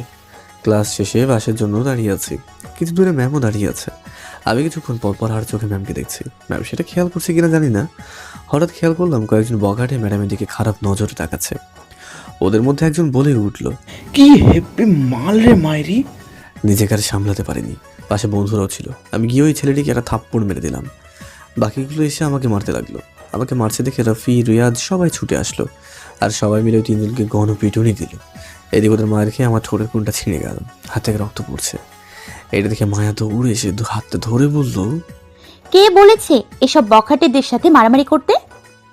ওরা আপনাকে খারাপ কথা বলছিল তাই। চল হসপিটালে চল। ম্যাম চিন্তিত হয়ে পড়লেন। আমাকে তাড়াতাড়ি হাসপাতালে নিয়ে এসে ব্যান্ডেজ করিয়ে দিলেন। তারপর বললেন, এখন কেমন লাগছে? জি ম্যাম, ভালো। কে বলেছে এমন ছেলে মানুষই কাজ করতে? যদি কিছু হয়ে যেত তাহলে আমার কি হতো? কি ম্যাম? কিছু না। তাহলে কি আমি ভুল শুনলাম নাকি? বাসায় গিয়ে রেস্ট নেবে আর কোনো কাজ করবে না, ওকে? আমি মনে মনে বললাম, কিন্তু বাসার সব কাজ তো আমাকেই করতে হবে। কেন? বাসায় কেউ নেই, সবাই চাচার বাসায়। ওইখানে কয়েকদিন থেকে তারপরে আসবে। তাহলে একা কিভাবে থাকবে? একটা কাজ করো, তুমি তোমার ফ্রেন্ডের বাসায় চলে যাও। কিন্তু ম্যাম ফ্রেন্ডের বাসায় তো আর এতদিন থাকতে পারবো না। আচ্ছা চিন্তা করবে না, আমি রাফিকে বলবো তোমার সাথে থাকতে, আর সে তোমার যত্ন নেবে। খাবার আমি বানিয়ে পাঠিয়ে দিব। আপনি কেন এত কষ্ট করবেন? আমি হোটেল থেকে ঠিক আনিয়ে নেব। না, হোটেলের খাবার ভালো না। তুমি বাসায় যাও রাফিকে নিয়ে, আমি রাতের খাবার পাঠিয়ে দিব। জি আচ্ছা। আমি রফিকে নিয়ে বাসায় চলে আসলাম। বাসায় এসে রফি আমাকে বেড়ে শুইয়ে দিল আর বলল, দোস্ত, আজকে কিন্তু তুই ম্যামের চোখে হিরো হয়ে গেলি। হাব্বে হালা, হিরো হওয়া চক্করে আমার হাতের 12টা বেজে গেল রে। ওইসব কিছু না, প্রেম করতে গেলে একটু রক্তারক্তি করতে হয়। আইসে আমার। তাহলে তুই দে একটু, আমি ইরাকে বলি তুই রক্ত দে। না থাক, তুই রেস্ট নে, আমি সিগারেট নিয়ে আসি। হালা, তোর তো লাইন ক্লিয়ার, তাহলে সিগারেট খাবি কেন? আর ইয়ার, তুই তো জানিস সিগারেট আমাদের অনেক পূর্ণ বন্ধু। রাফি সিগারেট আনতে চলে গেল। রাফি সিগারেট নিয়ে রুমে আসতেই ফোনে কল আসলো। সে সিগারেটের প্যাকেট আমাকে দিয়ে চলে গেল। আমি একটা সিগারেট ধরিয়ে আপন মনে টানছি। রাফি ফোনে কথা বলা শেষ করে এসে আমাকে বলল, আর আমি, তুই এরাকে কি বললি? কই কিছুই বলিনি তো, শুধু এটা বলেছি তুই সিগারেট খাওয়ায় অ্যাডিক্টেড। হালা, তোর জন্য আমার সিগারেট খাওয়া আজীবনের জন্য বন্ধ হলো। আমি সিগারেট ছাড়া থাকবো কেমনে? থাকতে তো হবেই, ভাবির ওয়াদা যে তোকে রাখতেই হবে। দাঁড়া, আমিও দেখাবো মজা। কিছুই করতে পারবি না, সিগারেট মুখে আছে। এমন সময় মায়া ম্যাম কল দিল।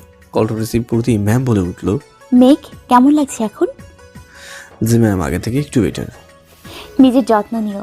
আর আমার আব্বু তোমার বাসায় খাবার নিয়ে যাবে। ম্যাম, আঙ্কেলকে কেন কষ্ট দিচ্ছেন? আর এসব কিছু না, তোমার জন্যই তো করছে। তুমি নিজের যত্ন নাও। জি ম্যাম ফোন কেটে দিল। ফোন কাটার সাথে সাথেই আবার মেঘার ফোন আসলো। কলটা রিসিভ করতেই মেঘা ঝাড়ি শুরু। ম্যাম ফোনটা কেটে দিল।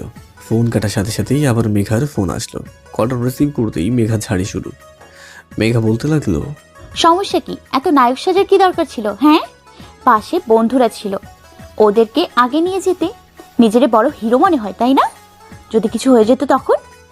সরি, আসলে সরি, পরের বার থেকে হিরো সাজার চেষ্টা করবে না। আর ছেলেগুলো এখন হসপিটালে। আমার লোকেরা ওদের ইচ্ছে মতো ধোলাই করেছে। আরে ওদেরকে মারার কি দরকার ছিল? আমি আর ফ্রেন্ডরা মিলে তো অনেক পিটিয়েছি। আপনার গায়ে হাত দিয়েছে কেন? তাই বলে মেরে হাসপাতালে পাঠাবেন? হ্যাঁ পাঠাবো। তোমাকে যে একটা ঠোকা দেবে তাকে আমি ছাড়বো না। কেন? ভালো এমনি। আচ্ছা, নিজের যত্ন নিও আর সময় মতো ওষুধ খেয়ে নিও। আর ম্যাডাম তো খাবার পাঠাবে, যদি খারাপ হয় আমাকে বলিও, আমি না হয় রান্না করে পাঠাবো। ম্যাডাম খাবার পাঠাবে, এটা কিভাবে জানেন আপনি? আপনাকে না বলেছি আপনার প্রত্যেকটা মুহূর্তের খবর আমি রাখি। রাখি। আল্লাহ হাফেজ। নিজের খেয়াল রাখবেন। আর আমি হয়তো বেশি দিন দেশে থাকবো না। কেন? চলে যাব স্পেনে, আব্বুর কাছে। কেন? যেই কাজে এসেছিলাম সেটা শেষ, আমার স্টাডি কমপ্লিট। তাই। আর যার জন্য থাকা সে তো অন্য কাউকে ভালোবাসে, তাই। শুনেন মেঘা, শুনেন মেঘা। কলটা কেটে দিল মেঘা। আমি স্পষ্ট জানি সে কাঁদছে। মেয়েটা এতটা ভালোবাসে আমায়, কিন্তু আমি তো মায়া ম্যামকে ভালোবাসি। না, আমি কিছুই বুঝতে পারছি না। আমি মেঘাকে কল দেওয়ার চেষ্টা করছি, কিন্তু কল তো ঢুকছে না। মেসেঞ্জারে গিয়ে দেখি মেঘা ব্লক দিয়েছে। আচ্ছা, ওরা তো চিনি না, তাহলে এমন লাগছে কেন? কেন এত ছটফট করছি? আমি তো ম্যামকে ভালোবাসি। না, আমি কেন মেঘার কথা ভাববো? আমি এসব ভাবছি আর রাতের দিকে শুয়ে শুয়ে টিভি দেখছি। তখনই রফি এসে বলতো, ম্যাম খাবার পাঠাইছে। কে এনেছে? একজন বৃদ্ধ লোক। কোথায় উনি? চলে গেছে। আরে বসতে বলিসনি কেন? বলছি, উনি তাড়াতাড়ি দিয়ে চলে গেল। আচ্ছা। ম্যাম কল দিচ্ছে। কলটা দিয়ে বলল, মেঘ খাবার পেয়েছো? জি। খেয়ে নিও আর ঔষধও খেয়ে নিও। জি ম্যাম। ম্যাম কলটা কেটে দিল। ম্যামের তো কেয়ার দেখে মনে হলো ম্যামের মনেও আমার জন্য ফিলিংস আছে। ম্যামকে প্রপোজ করে দেবো, কিন্তু থাক, এখন না। সঠিক সময় আসলে ঠিকই করব। পুরো 1 সপ্তাহ পর আমি সুস্থ হলাম। পরীক্ষাও কাছে আসলো। পড়ালেখায় মনোযোগী দিলাম। কালকে পরীক্ষা, রাতে পড়ছি। হঠাৎ করে মোবাইলে মেসেজ আসলো। তাকে দেখি মেঘা। মেসেজটা ওপেন করে দেখি লেখা আছে, কালকের জন্য বেস্ট অফ লাক। মনোযোগ দিয়ে লিখবেন আর নিজের খেয়াল রাখবেন। আমি কি মনে করে কল দিয়ে বসলাম। সেও হয়তো আমার কলের অপেক্ষায় ছিল। কল দেওয়ার সাথে সাথেই কল ধরলো। আমি চুপ করে আছি দেখে সে বলল, কিছু বলবে? না। আচ্ছা রাখি তাহলে। শুনুন। বল। কেমন আছেন? যেমন থাকার কথা। করে যাবেন? সামনের মাসের 12 তারিখ বিকাল 5টার ফ্লাইট। আমি রাখি। আল্লাহ হাফেজ। মেঘা ফোনটা কেটে দিল। আমি জানি সে কান্না করছে, কিন্তু কিভাবে?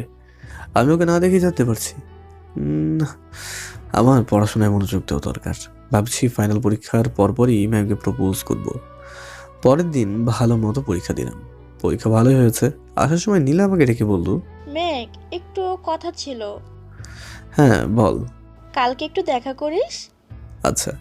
আমি বাসায় আসলাম, এসে ভাবতে লাগলাম নীলা এত জরুরিভাবে দেখা করতে বললো কেন। আমি চিন্তায় আছি কিভাবে ম্যামকে প্রপোজ করব।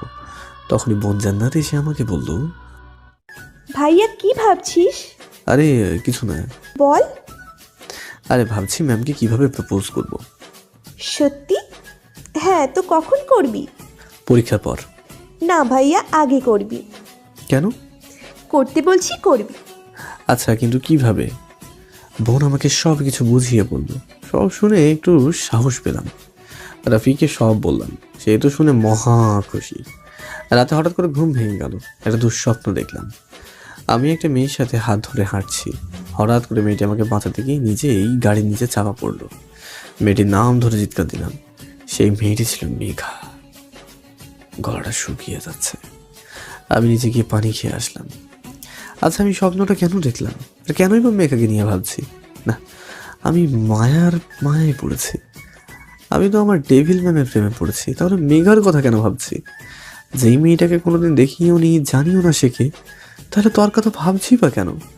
পরের দিন ক্যাম্পাসে বড় গাছটির নিচে দাঁড়িয়ে আছি নীলার জন্য। আজকে শাড়ি পরে এসেছে।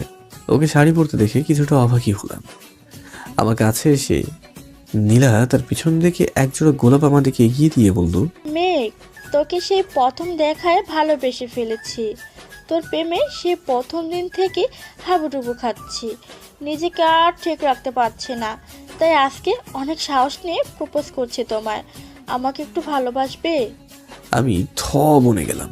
নিজেকে সামনে নিয়ে বললাম, শোনো, আমি তোকে সবসময় একজন ভালো বন্ধু ভেবেছি, আর কিচ্ছু না। আমি অন্য কাউকে ভালোবাসি।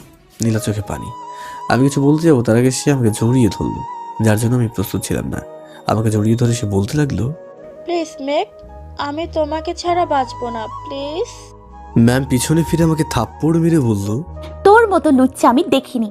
আমাকে আর ফলো করবি না। আর হ্যাঁ, আমার চোখের সামনেও যেন আর না দেখি। ম্যাম কাঁদতে কাঁদতে চলে গেল। আমি দাঁড়িয়ে আছি, চোখ দিয়ে অস্ত্র গড়িয়ে পড়ছে। ম্যাম চলে গেছে। আমি আর দেরি না করে বাসায় চলে আসলাম। রুমে গিয়ে দরজা বন্ধ করে শুয়ে আছি। মনটা খারাপ। ম্যাম আমার কাছ থেকে সত্যিটা জানতে চাইনি একবারও। কেন শুধু শুধু আমাকে ভুল বুঝলো? বোন এসে দরজা ধাক্কা দিচ্ছে। আমি উঠে দরজাটা খুলে দিতেই বোন আমাকে বলল, ভাইয়া, ভাবি কি বলেছে কাল? আমি চুপ করে আছি। বোন আবারও জিজ্ঞাসা করল, ভাইয়া, ভাবি কি বলেছে বল। ভাইয়া বল। আমি নিজেকে আর ধরে রাখতে না পেরে বোনকে জড়িয়ে ধরে কেঁদেই দিলাম। তাকে সব কিছু খুলে বললাম। বোন সবটা শুনে আমাকে বলল, আরে পাগল, এইটার জন্য কান্না করতে হয় নাকি? ম্যাম তোকে ভালোবাসে, তাই সে নীলার সাথে তোকে দেখে রাগ করেছে। কালকে ক্যাম্পাসে গিয়ে ভাবিকে প্রপোজ করে দিস, দেখবি সব ঠিক হয়ে যাবে। সত্যি? হ্যাঁ, আর মেয়েদের মতো কান্না করা বন্ধ কর। কান্না করলে তোকে আমার মেয়ের মতো লাগে। গাঁধী, তোরে আজকে আমি। আমি আম্মুকে বলে দিব মারলে। আচ্ছা, যা, মারবো না। ওকে, এইবার যা তুই। বোন রুম থেকে চলে গেল। আমি ম্যামের আইডিতে ঢুকলাম, কিন্তু ম্যাম তো ব্লক করে দিয়েছে আমাকে। আমি ফোনে ট্রাই করলাম। কয়েকবার রিং হওয়ার পর ম্যাম ফোনটা ধরে বলল, ওই কুত্তা, কি সমস্যা তোর? Ma'am, I am sorry. তোরে না আমার সামনে আসতে মানা করছি, আর কোনোদিন আমাকে ফোন দিবি না। ম্যাম ফোনটা কেটে দিল। মনটা খারাপ। পরের দিন ক্যাম্পাসে গিয়ে ম্যামকে খুঁজছি, কিন্তু পাচ্ছি না। রাফিকে জিজ্ঞেস করলাম, দোস্ত, মায়া ম্যাম কই? ম্যাম চলে গেছে, উনি চাকরি ছেড়ে দিয়েছে। কি বলিস এসব? হ্যাঁ সত্যি। দোস্ত, আমি মায়া ম্যামকে অনেক ভালোবাসি তো। কি হয়েছে আমাকে বল। আমি রাফিকে সব বললাম। রাফি সবটা শুনে বলল, দোস্ত, সময় এসে গেছে। কিসের? প্রপোজ করার। কারে? আব্বে হালা, ম্যাম রে করবি। কিন্তু কিভাবে? আরে আমি আছি তো, সব অ্যারেঞ্জ করবো। তুই শুধু রাত 12টায় কল দিলে নির্দিষ্ট জায়গায় চলে আসিস। ওকে মামা। আমি নিশ্চিন্তে বাইরে চলে আসলাম। রাফি যখন বলছে তাহলে সবই সম্ভব। আমি অপেক্ষায় আছি। রাফি 11:30 কল দিয়ে একটা জায়গায় যেতে বললো। আমি 20 মিনিটে পৌঁছেও গেলাম। গিয়ে দেখি রাফি শহরিয়াদেরা সবাই আছে, আর তাদের হাতে সব কাগজ। আমাকে দেখে রাফি বলল, ম্যামকে কল দিয়ে নিচে আসতে বল। কিন্তু ম্যাম এইখানে আসবে কেন? আব্বে হালা ম্যাম সামনে বসে থাকে। ওয়েট মামা, আমি কল দিচ্ছি, কিন্তু আমার বুকটা কাঁপছে। কেন? প্রথমবার কাউরে প্রপোজ করবো তাই। কেন, ভবিষ্যতে আরো কয়েকটা করবি নাকি? না ভাই, একটাই, এইটা করতে পারলেই হলো। তাইলে হালা কল দে। কিন্তু তোদের হাতেই সব কি? আরে বল, বেশি কথা না বলে ম্যামকে নিচে আসতে বল। আমি মায়া ম্যামকে কল দিলাম, কয়েকবার দিলাম, কিন্তু ম্যাম কলটা ধরলো না। আমি আবারও দিলাম। ম্যাম কলটা রিসিভ করে বিরক্তির স্বরে বলল, তোর মতো বেহায়া নির্লজ্জ ছোট লোক আমি আর দুইটা দেখিনি। সরি ম্যাম, আসলে। আরে তোর এত অপমান করার পরেও কি হয় না? ম্যাম একটু নিচে আসবেন? কেন? আসেন না। আমি কি তোর চাকর নাকি? Ma'am please. ম্যাম আর কিছু না বলে ফোনটা কেটে দিল। রাফি আমাকে হতাশ হতে দেখে বলল, কি রে, কি হয়েছে? অপমান করছে। আরে ভালোবাসা এতটুকু নির্লজ্জ হওয়া যায়? তুই আবার কল দে। কল দিতে যাবো, তার আগে দেখি ম্যাম নীল শাড়ি পরে বাইরে গেটের দিকে আসছে। রাফি আর বাকিটা দেখে লুকিয়ে গেছে আমাকে একা রেখে। আমার তো ভয়ে হাত কাঁপা শুরু হয়ে গেছে। ম্যাম আমার কাছে এসে বলল, তোর মতো নির্লজ্জ লোক আমি আর আরেকটা দেখিনি। তুই না মানা করেছি আমার সামনে না আসার জন্য? আমি এমনিতেই ভয় আছি। ম্যামের ঝাড়ি খেয়ে আরো দ্বিগুণ বেড়ে গেল। না মানে মানে আসলে।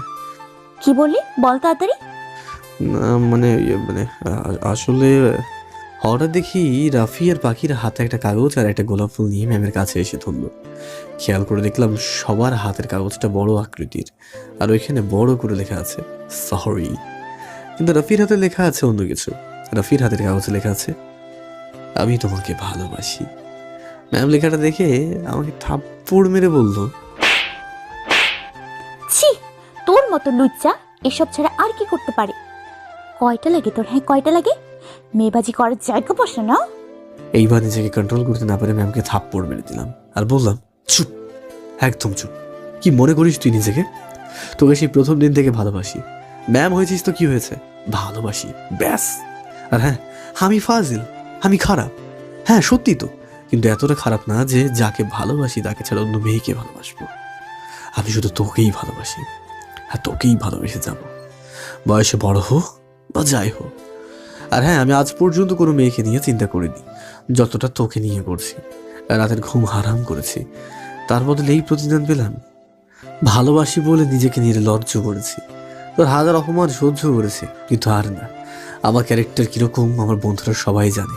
আসি। আর হ্যাঁ, আজকের পর থেকে এই মুখ আর দেখাবো না।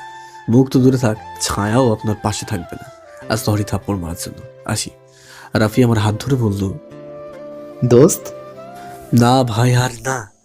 আমি খারাপ, আমি ফাজিল, আমি নির্লজ্জ, কিন্তু আমি মেয়েবাজি করি না।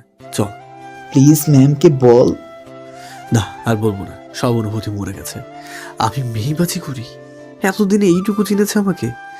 যে মেয়ে আমাকে চিনতে পারে না, বুঝতে পারে না, তাকে ভালোবাসা আমার পক্ষে সম্ভব না রে। আমি আসি। আমি বাসায় চলে আসলাম। এত রাতে বাসায় ফিরতে দেখি মা কিছু না বললেও বোন আমার রুমে এসে বলল, কি রে ভাইয়া, কি হয়েছে? আর তোর মুখে আঙুলের দাগ কোথা থেকে আসলো? আরে কিছু না, এমনিতেই। না, কিছু একটা হয়েছে, বল আমাকে। না বোন, কিছুই হয়নি। ভাইয়া আমার কসম দিলাম, বল কি হয়েছে? আমি বোনকে সব বললাম। বোন সব শুনে রেখে গিয়ে বলল, এত বড় সাহস ওর, তোকে থাপ্পড় দিয়েছে? ওকে আমি ছাড়বো না। বোন শান্ত হ, আর সব সমস্যা আমার জন্য হচ্ছে, তাই আমার দূরে চলে যাওয়াই ভালো। কিন্তু ভাইয়া সামনে তোর এক্সাম। সমস্যা নেই, আমি শহর ছেড়ে চলে যাব। পরীক্ষা না হয় ওইখান থেকেই দেবো। কিন্তু যাবি কোথায়? বড় খালার বাসায়। আচ্ছা যা, মন খারাপ করিস না। না বোন, এমন বলিস না। মায়া যেন সুখে থাকে এই দোয়া কর। কোনো রকম রাতটা পার করে পরের দিন সকালেই মাকে বলে বড় খালার বাসায় চলে আসলাম। খালা আমাকে দেখেই তো অবাক। হঠাৎ করে দেখে আমাকে জিজ্ঞাসা করলেন, কি রে মেঘ, তোরে তো ফোন করেও পাই না, আজ সেই তুই বাসায় হাজির? কেন খালা, তোমার বাসায় কি আসা যাবে না নাকি? কি বলছিস তুই? আয় ভেতরে আয়, থাকবি নাকি চলে যাবি? না খালা, এবার অনেক দিন থাকবো। আচ্ছা যা, উপরে তন্নি আছে, ওরে বল রুম দেখাই দিবে। আচ্ছা। আমি টনি রুমে গেলাম আস্তে আস্তে। সে মুখে কি সব মেখেছে, দেখতে একদম ভূতের মতো লাগছে। আমি আস্তে আস্তে পিছন দিক দিয়ে গিয়ে তাকে চিৎকার দিলাম। টনি লাফিয়ে উঠে এদিকে এদিকে দৌড়াতে লাগলো। আমাকে দেখে সে দৌড়ে এসে জড়িয়ে ধরে বলল, মেঘ ভাইয়া কবে এসেছিস তুই? এই তো এইমাত্র আসলাম। আচ্ছা বস। তো কি মনে করে আসলি? বলবো বলবো, আগে আমাকে আবার রুমটা দেখা, ফ্রেশ হই, তারপর তো খুব খিদাও লেগেছে আবার। আচ্ছা চল, আমি রুম দেখিয়ে দিচ্ছি। তন্নি আমাকে রুমে নিয়ে গেল। বলি, তন্নি আর তানিম দুই ভাই বোন, মানে আমার খালাতো ভাই। তানিম ভাইয়া বড়, উনি লন্ডনে থাকতেন, এখন থেকে স্পেনে শিফট হয়েছেন। তন্নি ছোট, জান্নাতে সমবয়সী, একই ক্লাসেই পড়ে। মেয়েটা আমাকে পেলে নিজের ভাইয়ের কথা ভুলেই যায়। এই নিয়ে তানিম ভাইয়ার অনেক আক্ষেপ। তন্নি আমাকে তার বড় ভাই মনে করে, খুব দুষ্টু কিন্তু খুব ভালো। আমি ফ্রেশ হয়ে নিচে গেলাম খেতে। টেবিলে দেখি তন্নি খাবার নিয়েই বসে আছে। আমাকে দেখিয়ে বলতো, ভাইয়া তাড়াতাড়ি খেতে আয়। খালা বললো, কিরে এত তাড়া করছিস কেন? আম্মু, আমার ভাইয়ের কাছ থেকে অনেক কিছু জানার আছে, তাই। তুই পারিসও বটে, মেঘ খেয়ে নে। আমি আর তন্নি খাবার খেয়ে ছাদে গেলাম। তন্নি জানে আমার ছাদে যাওয়া মানে মন খারাপ হবে। দিনের বেলায় ছাদে যাই তখন তখন আমার মন ভালো থাকে না। তন্নি এটাও জানে আমি ছাদে উঠলে কফি খাই, তাই সে কফি বানিয়ে আনলো। তাদের ছাদে বসার জন্য আলাদা জায়গা আছে, আমরা সেখানে বসলাম। তন্নি এক চামচ কফি খেয়ে আমাকে বললো, ভাইয়া কি হয়েছে আমাকে বল, কেন এত মন খারাপ তোর? আমি তন্নিকে সব বললাম। হাজার হলেও বোন, আমার কথা শুনে তার রাগ উঠল। সাথে সাথে সে মায়াকে আজে বাজে কথা বলা শুরু করে দিল। বাকি সে সামনে পায়নি, না হলে খবর করে ছাড়তো নিশ্চিত।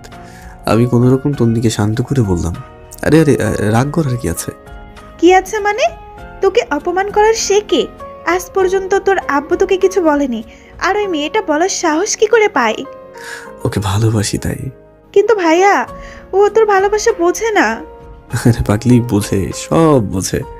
আমি জানি সে ভালোবাসে, কিন্তু ওই যে মেয়েদের বুক ফাটে তবু মুখ ফোটে না। কেন ভাইয়া? জানি না। তন্নির সাথে কথা বলছি, এমন সময় দেখি মেঘার কল। আমি কলটা ধরতেই মেঘা বলল, মেঘ, তুমি কোথায়? আজকে তোমাকে ক্যাম্পাসে দেখলাম না। জি আমি একটু বাইরে আছি। ম্যামের ব্যবহারে বেশি কষ্ট পেয়েছো? না ওয়েট, আপনি কিভাবে জানেন এসব? আমি আগেই বলেছিলাম আপনার সব খবর আমি রাখি।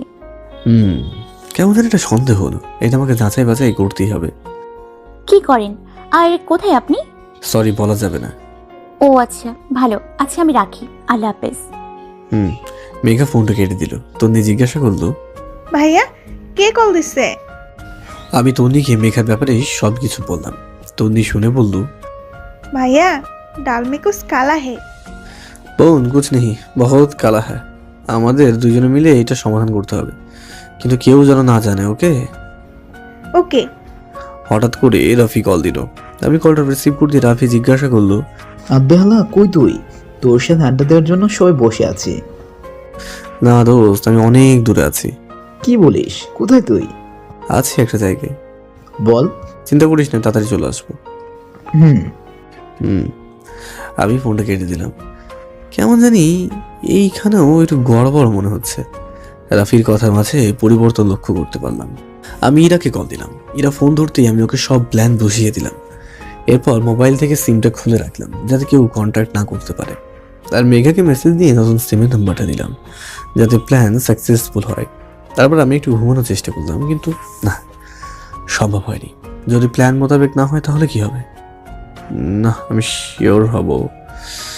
2 দিন কাটিয়ে দিলাম। ইরা আমাকে কোনো খবরই দিল না। সন্ধ্যার সময় আমি এত ছাদে বসে বসে কফি খাচ্ছি, এমন সময় রাফির নাম্বার থেকে কল আসলো। আমি ফোন ধরতেই রাফি বলল, কি রে, তোর পুরোনো সিমটা বন্ধ নাকি যে তুই নতুন সিম চালাচ্ছিস? হ্যাঁ দোস্ত, কিন্তু এই নাম্বার কিভাবে পেলি? না মানে আন্টি থেকে নিয়েছিলাম। ও ভালো। কি খবর তোর? ভালো না রে। কেন? মায়া ম্যাডাম প্রতিদিন তোর কথা জিজ্ঞেস করে আর মাথা খেয়ে ফেলে। আচ্ছা কোথায় তুই আমাকে বল। না দোস্ত, এটা বলা যাবে না। আচ্ছা আমাদের পরীক্ষা তো সামনের মাসেই, একেবারে তখন দেখা হবে। কি বলিস তুই? তোর এছাড়া কেমন কেমন লাগে। চল আয় তাড়াতাড়ি। না রে দোস্ত, আমি আর যাবো না। কোনো মতো পরীক্ষা দিয়ে বাইরের দেশে চলে যাব। কেন মামা? আর মায়া? সে নিজের মতো খুশিতে থাকুক, তাতে আমার কি। আচ্ছা মামা, রাখি রে, পরে কথা হবে, বাই। আমি ফোনটা রেখে দিলাম। যেমন ভাবলাম ঠিক তেমনই হলো। রাফির কল কাটার সাথে সাথেই মেঘার কল আসলো। আমাকে কল দেওয়ার সাথে সাথে বলল, মেঘ, তোমাকে কয়দিন দেখা যায় না কেন? কোথায় তুমি? ম্যামের উপর এত রাগ করে আছো কেন? রাগ কি শুধু সে করতে পারে? আমরা কি মানুষ না? আমাদের কি রাগ নেই? কিন্তু তোমাকে না দেখলে আমার দিন কাটে না। প্লিজ ফিরে এসো। দেশ ছেড়ে কখন যাবেন? না বলাই কি ভালো না? বললে যেতে পারবো না। আচ্ছা রাখি, পরে কথা হবে। আচ্ছা, এই শোনো। জি বলো। কবে ফিরবে? জানি না। পরীক্ষা? সেটা দেবো। আচ্ছা রাখি। কলটা কেটে দিলাম। সে আবার কল দিল। আমি কল রিসিভ করতে সে বলল, আমাকে তুমি করে বলছো? কই না তো। জি বলো। আরে না, আমি জি বলেন বলছিলাম। ও আচ্ছা রাখি। আচ্ছা তুমি আমাকে দেখে বললো, ভাইয়া তোরে অস্কার দেওয়া দরকার, কি সুন্দর ড্রামা করলি। এখন কি বুঝলি? আমি শিওর। শুধু রাফির বিষয়টা জানা হলো না। দেখতে দেখতে পুরো 1 সপ্তাহ কেটে গেছে। এবার ধামাকা করার সময় হয়ে গেছে। ইরাত থেকে যা জানা জেনে নিয়েছি, আর আমার ধারণাই সত্যি হলো। এবার দেখি মায়া কিভাবে আমার হাত থেকে বাঁচে। আমি তন্দিকে নিয়ে ফেসবুকে একটা ছবি আপলোড করলাম আর ক্যাপশনে দিলাম, আমার হবু বউ। ঘন্টা কয়েকের মধ্যেই বন্ধুরা কংগ্রাচুলেশন জানানো শুরু করলো। কিন্তু রাফি রিয়াদরা বাদে তারা কমেন্ট না করে আমাকে মেসেজ দিল। রিয়াদের সবাইকে বললাম কথা সত্যি। রাফি আমাকে মেসেজ দিয়ে বলল, কিরে মেঘ, এসব কি? তুই না মায়া ম্যামকে ভালোবাসতি, তাইলে? কেন, মেয়ের অভাব পড়েছে নাকি? আর মায়া মায়া করিস না তো, ওনাকে আমি হেইট করি। কি বলছিস তুই এসব? হ্যাঁ মেঘ, তুই কিন্তু ম্যামকে সত্যি সত্যি ভালোবেসে দিলি। এখনো কোথায় সেই ভালোবাসা? না রে, সব শেষ হয়ে গেছে। এখন আমি শুধু আমার হবু বউকে নিয়েই থাকবো। মেয়েটা কে? কি নাম তার? বাসা কোথায়? সরি রে, বলা যাবে না, রাখি। আমি ফোনটা কেটে দিলাম। সাথে সাথে মায়া ম্যাডামের কল রিসিভ করতেই ম্যাম বলে উঠলো, কুত্তা, জীবনে তোর মতো লুচ্চা আমি আর একটা দেখিনি। ছি, আমাকে ভালোবাসিস বলে এখন অন্য মেয়েকে বিয়ে করতে যাচ্ছি। সত্যি আজকে আমি তোকে চিনতে পারলাম। তোরে বিশ্বাস করা আমার ভুল। কে বলেছে বিশ্বাস করতে? আর আপনি কোথায় বা আমাকে বিশ্বাস করেন যে আমি আপনাকে বিশ্বাস করব? আর আপনি আমার লাইফে কেউ না, নোবডি। কি? আমি এখন নোবডি? হ্যাঁ। তোরে আমি সামনে পেলে দেখবি? কিচ্ছুই করতে পারবেন না, রাখেন এখন। মেঘ শোনো। শুনতে চায় না। মেঘ প্লিজ। আমি ফোনটা কেটে দিলাম। এবার উনিও বুঝুক আপন মানুষকে কষ্ট দিলে কেমনটা লাগে। ফোনটা রেখে আরেক কাপ কফি খেলাম। তারপর রুমে এসে পড়তে বসলাম। সামনে তোমার পরীক্ষা। পড়া শেষ করে উঠেই দেখি মেঘার কল এসেছে অনেকগুলো। মোবাইলটা সাইলেন্ট ছিল তাই বুঝতে পারিনি। আমি কলটা ব্যাক করলাম। সাথে সাথেই সে কলটা ধরলো আর বলল, কোথায় ছিলে? কতক্ষণ ধরে কল দিচ্ছি। পড়ছিলাম। পোস্টের মেয়েটিকে? আমার হবু বউ। মায়া? ওই নামে কাউকে আমি চিনি না। তোমার মতো লুচ্চা আমি আর আরেকটা দেখিনি।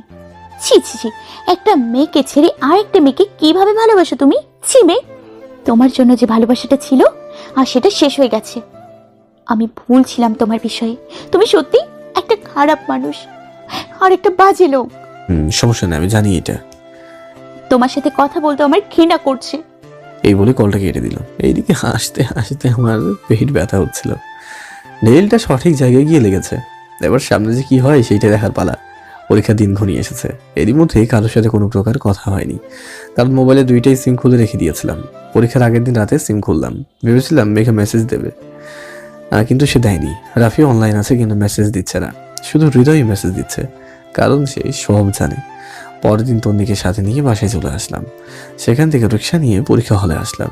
হলের সামনে এসে দেখি রফি আর বাকিরা দাঁড়িয়ে আছে। আমি রফির কাছে গিয়ে বললাম, কি অবস্থা তোর? ছি ছি, লজ্জা করে না তোর? তোর মতো লজ্জা বন্ধু যেন কারণ না হয়।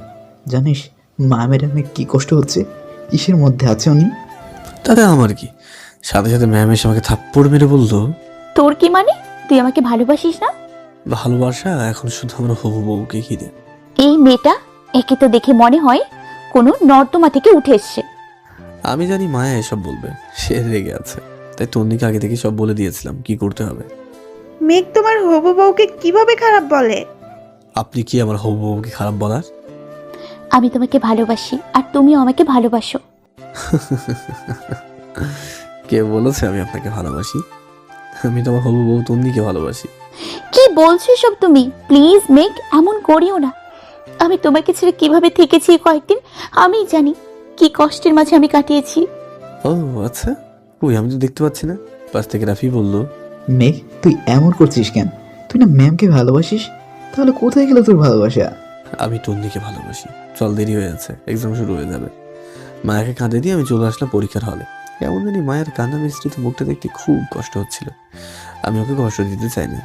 পরীক্ষাটা শেষ হোক তবেই আমি মায়াকে আপন করে নেব। জানি আমার রেজাল্ট তেমন একটা ভালো হবে না। কোনো মতে পরীক্ষা দিয়ে বের হলাম। বের হলেই তো নিয়ে গিয়ে এসে বললো, ভাইয়া পরীক্ষা কেমন হয়েছে? আরে চুপ, আসতে ডাক। কেউ শুনলে সব প্ল্যান মাটি হয়ে যাবে তো একদমই। আচ্ছা, পরীক্ষা কেমন হয়েছে? মোটামুটি। ভাইয়া আগে পরীক্ষাটা মনোযোগ দিয়ে দে, তারপর না হয় যা করার করবি। ভাইয়া, মায়া আমার কাছে আসছিল। কখন? তুই পরীক্ষা দিছিলি তখন এসে আমাকে কাঁদতে কাঁদতে বলল সে তোকে অনেক ভালোবাসে, প্লিজ ওরে কষ্ট দিস না। একটু কষ্টে থাকুক, আজীবনের কষ্টকে তার কাছেও আসতে দেবো না। ওকে, এখন কি করবি? মায়ের কাছে চল। আমি আর তন্নি মায়ের কাছে গেলাম। তন্নু জানে সে কোথায়। মায়া আমাকে দেখে এসে বলল, মেঘ প্লিজ এমন করো না। সরি, আমাকে ভুলে যাওয়াতেই আপনার ভালো। প্লিজ মেঘ, আমার ভুল হয়ে গেছে, আমাকে মাফ করে দাও। মাফ আমি সেই কবেই করেছি। তাহলে বলো ভালোবাসি। বললাম তো, আমার সব ভালোবাসা আমার হবু বউকে ঘিরে। মেঘ প্লিজ। সরি, আমি চলে আসলাম। ওকে কষ্ট দেওয়ার মানে এই না যে ওকে ভালোবাসি না, তবে আমার প্রতি ওর ভালোবাসাটাকে গভীর করার জন্য এইসব কথা খুবই জরুরি।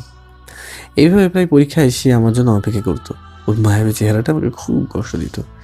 ওকে কাঁদতে দেখে নিজের বুকটা দুমড়ে মুচড়ে উঠত। তার ভালোবাসার গভীরতাটাকে খুব করে উপলব্ধি করতে পারছি আমি। পরীক্ষা শেষে শুধু একটি কথাই বলতো, মেঘ সত্যিই ভালোবাসো আমায়? আমি চুপচাপ চলে আসতাম। পরীক্ষার প্রথম দিকেই তন্নিকে নিয়ে আসতাম। শেষ কয়েকটা পরীক্ষায় ওকে নিয়ে আসিনি। বাসায় বসে আছি, কালকে পরীক্ষা শেষ হবে। আর মায়াকেও আমি আমার মনের কথা বলে দেব। জান্নাত এসে বলল, ভাইয়া তুই কাজটা ঠিক করিসনি। কি বোন? তোর অধিকার নেই একটা মেয়ের ভালোবাসা নিয়ে খেলার। আর আমি তো মেঘা, সরি, মায়ের সাথে একটু। চুপ কর তুই।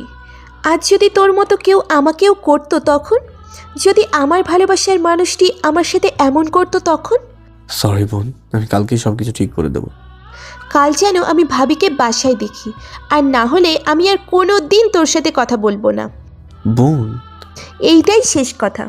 আমি জানি বোন রাগের মাথায় বলছে, কিন্তু আমি তো শিওর মায়া ম্যাম আমার শুধুই আমার।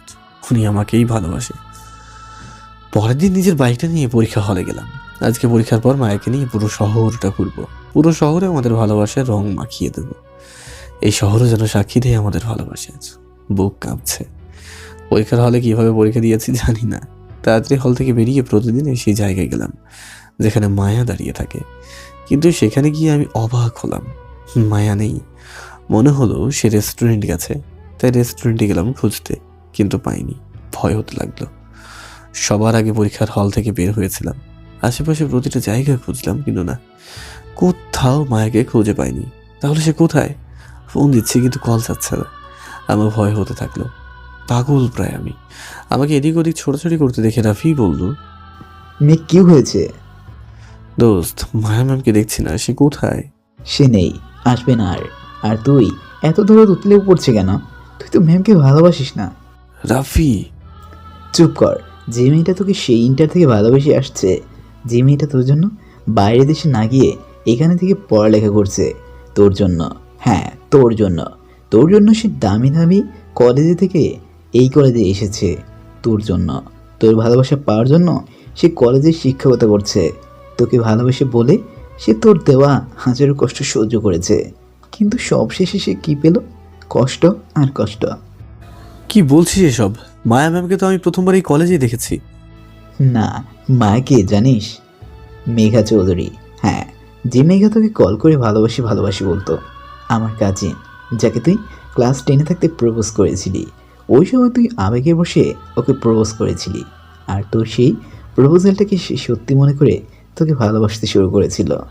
সে সিনিয়র বলে তোকে ভালোবাসি কথাটা বলতে লজ্জা পাচ্ছিল বলেই আমি আর মেঘা, মানে তোর মায়া ম্যাম, প্ল্যান করি এসব। তার মানে এইটাই সেই মেঘা? হ্যাঁ দোস্ত, বিশ্বাস করো, আমি এতদিন যা করেছি সব ওকে নিজের করে নেওয়ার জন্য। আমি শুধু নাটক করেছি। তন্নি আমার খালাতো বোন। কি বলিস? হ্যাঁ, আমি মায়া ম্যামকে আমার ভালোবাসার গভীরতা বোঝানোর জন্য এসব করেছি।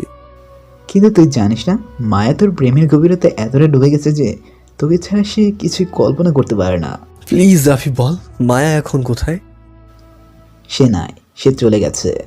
আরে মজা না করে বল না, সে কোথায়? সত্যি বলতেছি, সে চলে গেছে এয়ারপোর্টে। এতদিন তোকে ভালোবাসে বলে সে স্পেনে না গিয়ে এখানে ছিল। আজ যখন তোকে সে তার ভালোবাসাটা উপলব্ধি করাতে পারলো না, তার দেশে থাকার মায়াটাও নাই, তাই সে কাল এসে তোকে বলতে চেয়েছিল সে আজ দেশ ছেড়ে তার বাবার কাছে চলে যাবে, কিন্তু তুই তো ওর একটা কথাও শুনতি না। কথাগুলো শুনে পায়ের তলার মাটি সরে গেল। পাগলিটাকে এত কষ্ট দেওয়া উচিত হয়নি। চোখ দিয়ে অশ্রু পড়তে লাগলো। আমি রাফিকে বললাম, ভাই ওর ফ্লাইট কয়টায়? 1 ঘন্টা পর। কি বলিস কি? হ্যাঁ। প্লিজ ভাই, ওকে যেতে না কর প্লিজ। কেমনে ওকে না করব? ভালোবাসি তাই। কেমনে ওকে না করব? আর কেন করব? তাহলে ওকে তুই নিজে গিয়ে আটকা। তোর জন্য আবার বোনটা কষ্টের মাঝে ছিল, জানিস তুই? তোর জন্য সে কি পরিমাণ কান্না করেছে, তুই কি দেখেছিস? সরি দোস্ত। সরি না বলে তাড়াতাড়ি গিয়ে ওকে আটকা। ওকে, আমি যাচ্ছি। আমি আমার মায়াকে কোথাও যেতে দেবো না। আমি তাড়াতাড়ি বাইকটা স্টার্ট দিয়ে এয়ারপোর্টের উদ্দেশ্যে রওনা হলাম। বাইকের স্পিড বাড়াতেই লাগলাম। চোখ দিয়ে পানি ঝরে পড়ছে। আমি কি করলাম? নিজের অজান্তেই মায়াকে এতটা কষ্ট দিয়ে দিলাম। আল্লাহ, সে যদি চলে যায় তাহলে আমি বাঁচবো না। আল্লাহ, আমি ওকে ছাড়া কিভাবে বাঁচবো? ওকে যে অনেক অনেক ভালোবাসি, অনেক। বাইকের গতি অতিরিক্ত মাত্রায় বাড়ানো ছিল।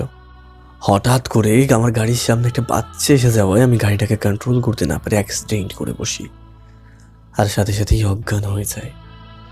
অজ্ঞান হওয়ার আগে দেখি আমার রক্তে আশেপাশে মাখামাখি হয়ে গেছে। চোখ খুলতে খুবই কষ্ট হচ্ছে, মাথায় প্রচণ্ড ব্যথা। কোনো মতে চোখটা মিলেই চারপাশে তাকাই, দেখে মনে হচ্ছে হসপিটালে আছি। পাশে একজন নার্স ফাইল চেক করছে। আমাকে চোখ খুলতে দেখে নার্সটি ডাক্তারকে ডাক দিল। ডাক্তার তাড়াতাড়ি এসে আমাকে চেক করলো, তারপরে বলল, মেঘ সাহেব, আপনি খুব লাকি। আপনার স্ত্রী যদি সময় মতো আপনাকে হাসপাতালে না নিয়ে আসতো তাহলে আপনাকে বাঁচানো সম্ভব হতো না। আমার স্ত্রী? কে সে? ওই তো বাইরে দাঁড়িয়ে আছে। মেঘা ম্যাম, একটু ভেতরে আসেন, আপনার স্বামীর জ্ঞান ফিরেছে। মেঘাকে ভিতরে আসতে দেখে বুকটা ধক করে উঠলো। তার মানে মেঘাই আমাকে বাঁচিয়েছে। কিন্তু সে তো এয়ারপোর্টে ছিল। মেঘা আমার কাছে এসে বলল, এত পাগলামি করো কেন? যদি সময় মতো না আসতাম তাহলে আজকে তোমাকে। এই বলে সে কাঁদতে লাগলো। আমি মেঘার হাতটাকে আস্তে করে নিজের হাতের মুঠোয় নিয়ে বললাম, তুমি এসেছো মেঘা? সরি গো, আমি অনেক কষ্ট দিয়েছি তোমাকে। প্লিজ মাফ করে দাও, আর কোনো দিনও কষ্ট দেবো না। দিয়ে দেখিও, হাত পা ভেঙে গুঁড়ো করে দিব। কিন্তু তুমি অ্যাক্সিডেন্টের জায়গায় আসলে কিভাবে? তুমি তো এয়ারপোর্টে চলে গেছিলে। হ্যাঁ তারাম, এয়ারপোর্টে গিয়েছিলাম আব্বুকে আনতে। রাফি তোমাকে মিথ্যে বলেছে যাতে আমার কাছে ফিরে আসো। রাফি হারামিটাকে আমি তো ছাড়বো না। কি কি কি হয়েছে? না কিছু না, মাথা ব্যথা করছে। এভাবে পাগলামি করতে হয়? তুমি কি মনে করেছো তোমাকে ছেড়ে চলে যাব? জীবনেও না। সেই কলেজ লাইফ থেকে ভালোবেসে আসছি তোমায়, আর তুমি গাধাটা কিছুই টের পাও না। 3টা বছর একই কলেজে পড়েছি, তাও কোনোদিন আমাকে খেয়ালই করলে না। যখন ম্যাম হয়ে এলাম তখন খেয়াল করলে। সরি। আপনারা কি স্বামী স্ত্রী না? মেঘা বলল, না, তবে ফিউচারে হব। তাহলে এই ফর্মে যে ওইটা না করলে অপারেশন করতে দিত না। মেঘ সাহেব, আপনি কিন্তু খুব লাকি। লাকি আর হলাম কই, ওর মতো ডেভিল মেয়েকে বিয়ে করে জীবনটা তেজপাতা করবো আর কি। মেঘা রেগে গিয়ে বলল, কি বললে? আরে মজা করছিলাম। 1 মাস পর রাফি, রিয়াজ সবাই আমাকে জ্ঞান দিচ্ছে। রাফি বলছে, দোস্ত, আমার আপুরে দেখিস বিড়াল মারার সময় যেন কষ্ট না পায়। দোস্ত, বিড়াল কই? রুমে। তুই সাহসী ছেলে, যা এবার বিড়াল মেরে নিজেকে জয়ী কর। আচ্ছা, বুক কাঁপছে, বাসার ঘরে ঢুকছি। লজ্জা লাগছে, না ভয় লাগছে, না হাত পা কাঁপছে। কোনো মতে ভিতরে ঢুকে আমি এদিক ওদিক খুঁজতে লাগলাম। মেঘা, সরি মায়া, আমি নিজেই কনফিউজ, ঘোমটা দিয়ে বসে আছে। আমাকে এইভাবে খুঁজতে দেখে সে ঘোমটা সরিয়ে বলল, কি হয়েছে? কি খুঁজতেছো? বিড়াল ম্যাও। মানে এই বন্ধুরে বলছিল আজ রাতে বিড়াল মেরে জয়ী হতে, কিন্তু বিড়াল ব্যাটাকে তো খুঁজে পাচ্ছি না। মায়া রেগে গিয়ে বলল, কুত্তা তুই এদিকে আয়। মায়ার রাগী কণ্ঠ শুনে ওর সামনে গেলাম। কান ধরে উঠবোস করা শুরু কর। কিন্তু কেন? করবি কি করবি না? কি আর করার, বাধ্য হয়ে তাই করতে লাগলাম। কি ডেভিল বউ, জীবনটাই তেজপাতা করে দিল রে। আমি বললাম, আচ্ছা ডেভিল ম্যাম। কি বললি? না মানে মায়া ম্যাম, কান ধরে উঠবোস করার কারণটা কি জানতে পারি? কুত্তা, কারণ জানিস না? আমাকে অনেক কষ্ট দিলি, এখনো পর্যন্ত প্রপোজ করিস নাই, তোরে আমি আরো শাস্তি দিব। এই না না, এসবের পর আর শাস্তি ভোগ করা পসিবল হবে না। তাহলে চল। কোথায়? ছাদে। আচ্ছা চলো। আমাকে কোলে করে নিয়ে যাও। হ্যাঁ, আর পারবো না। কি বললি? নিচ্ছি। আমি মায়াকে কোলে নিয়ে ছাদে গেলাম। আকাশে খুব সুন্দর চাঁদ উঠেছে, তবে আমার মায়ার মতো এতটা সুন্দর না। মায়া এবার বলল, ওই যা, ওইখানে ফুল আছে, নিয়ে আয়। আমি বাধ্য ছেলের মতো ফুল নিয়ে আসলাম। এবার বলল, নে এবার প্রপোজ কর। আমি ফুলটা এগিয়ে দিয়ে বললাম, আমি তোমাকে ভালোবাসি। হাত আরাম, প্রপোজ হইলো, সুন্দর করে কর। এবার আমি হাঁটু গেড়ে বসে বললাম, আকাশ, তারা, চন্দ্র, বাতাস, আজকে সবাইকে সাক্ষী করে বলছি, ভালোবাসি মায়া, তোমাকেই ভালোবাসি। তোমার মায়ায় আমি হারাতে চাই আজীবন। একটু সুযোগই দেবে আমায়? মায়া আমাকে জড়িয়ে ধরে বলল, ভালোবাসি। আমিও। কি? ভালোবাসি, আমিও অনেক ভালোবাসি। ছেড়ে যাবে না তো? তোমার মায়ায় পড়েছে মায়াবতী, ছেড়ে যাওয়ার তো কোনো প্রশ্নই নেই। পাগল। তোমার এখন থেকে শুধু আমার শাসন চলবে। যথাজ্ঞা মহারানী। ফাজিল। আবার ডেভিল ম্যাডামের ফাজিল স্টুডেন্ট আমি। এইভাবেই বাঁচতে চাই আজীবন হাত ধরে। বেঁচে থাকুক ভালোবাসা, বেঁচে থাকুক আজীবন।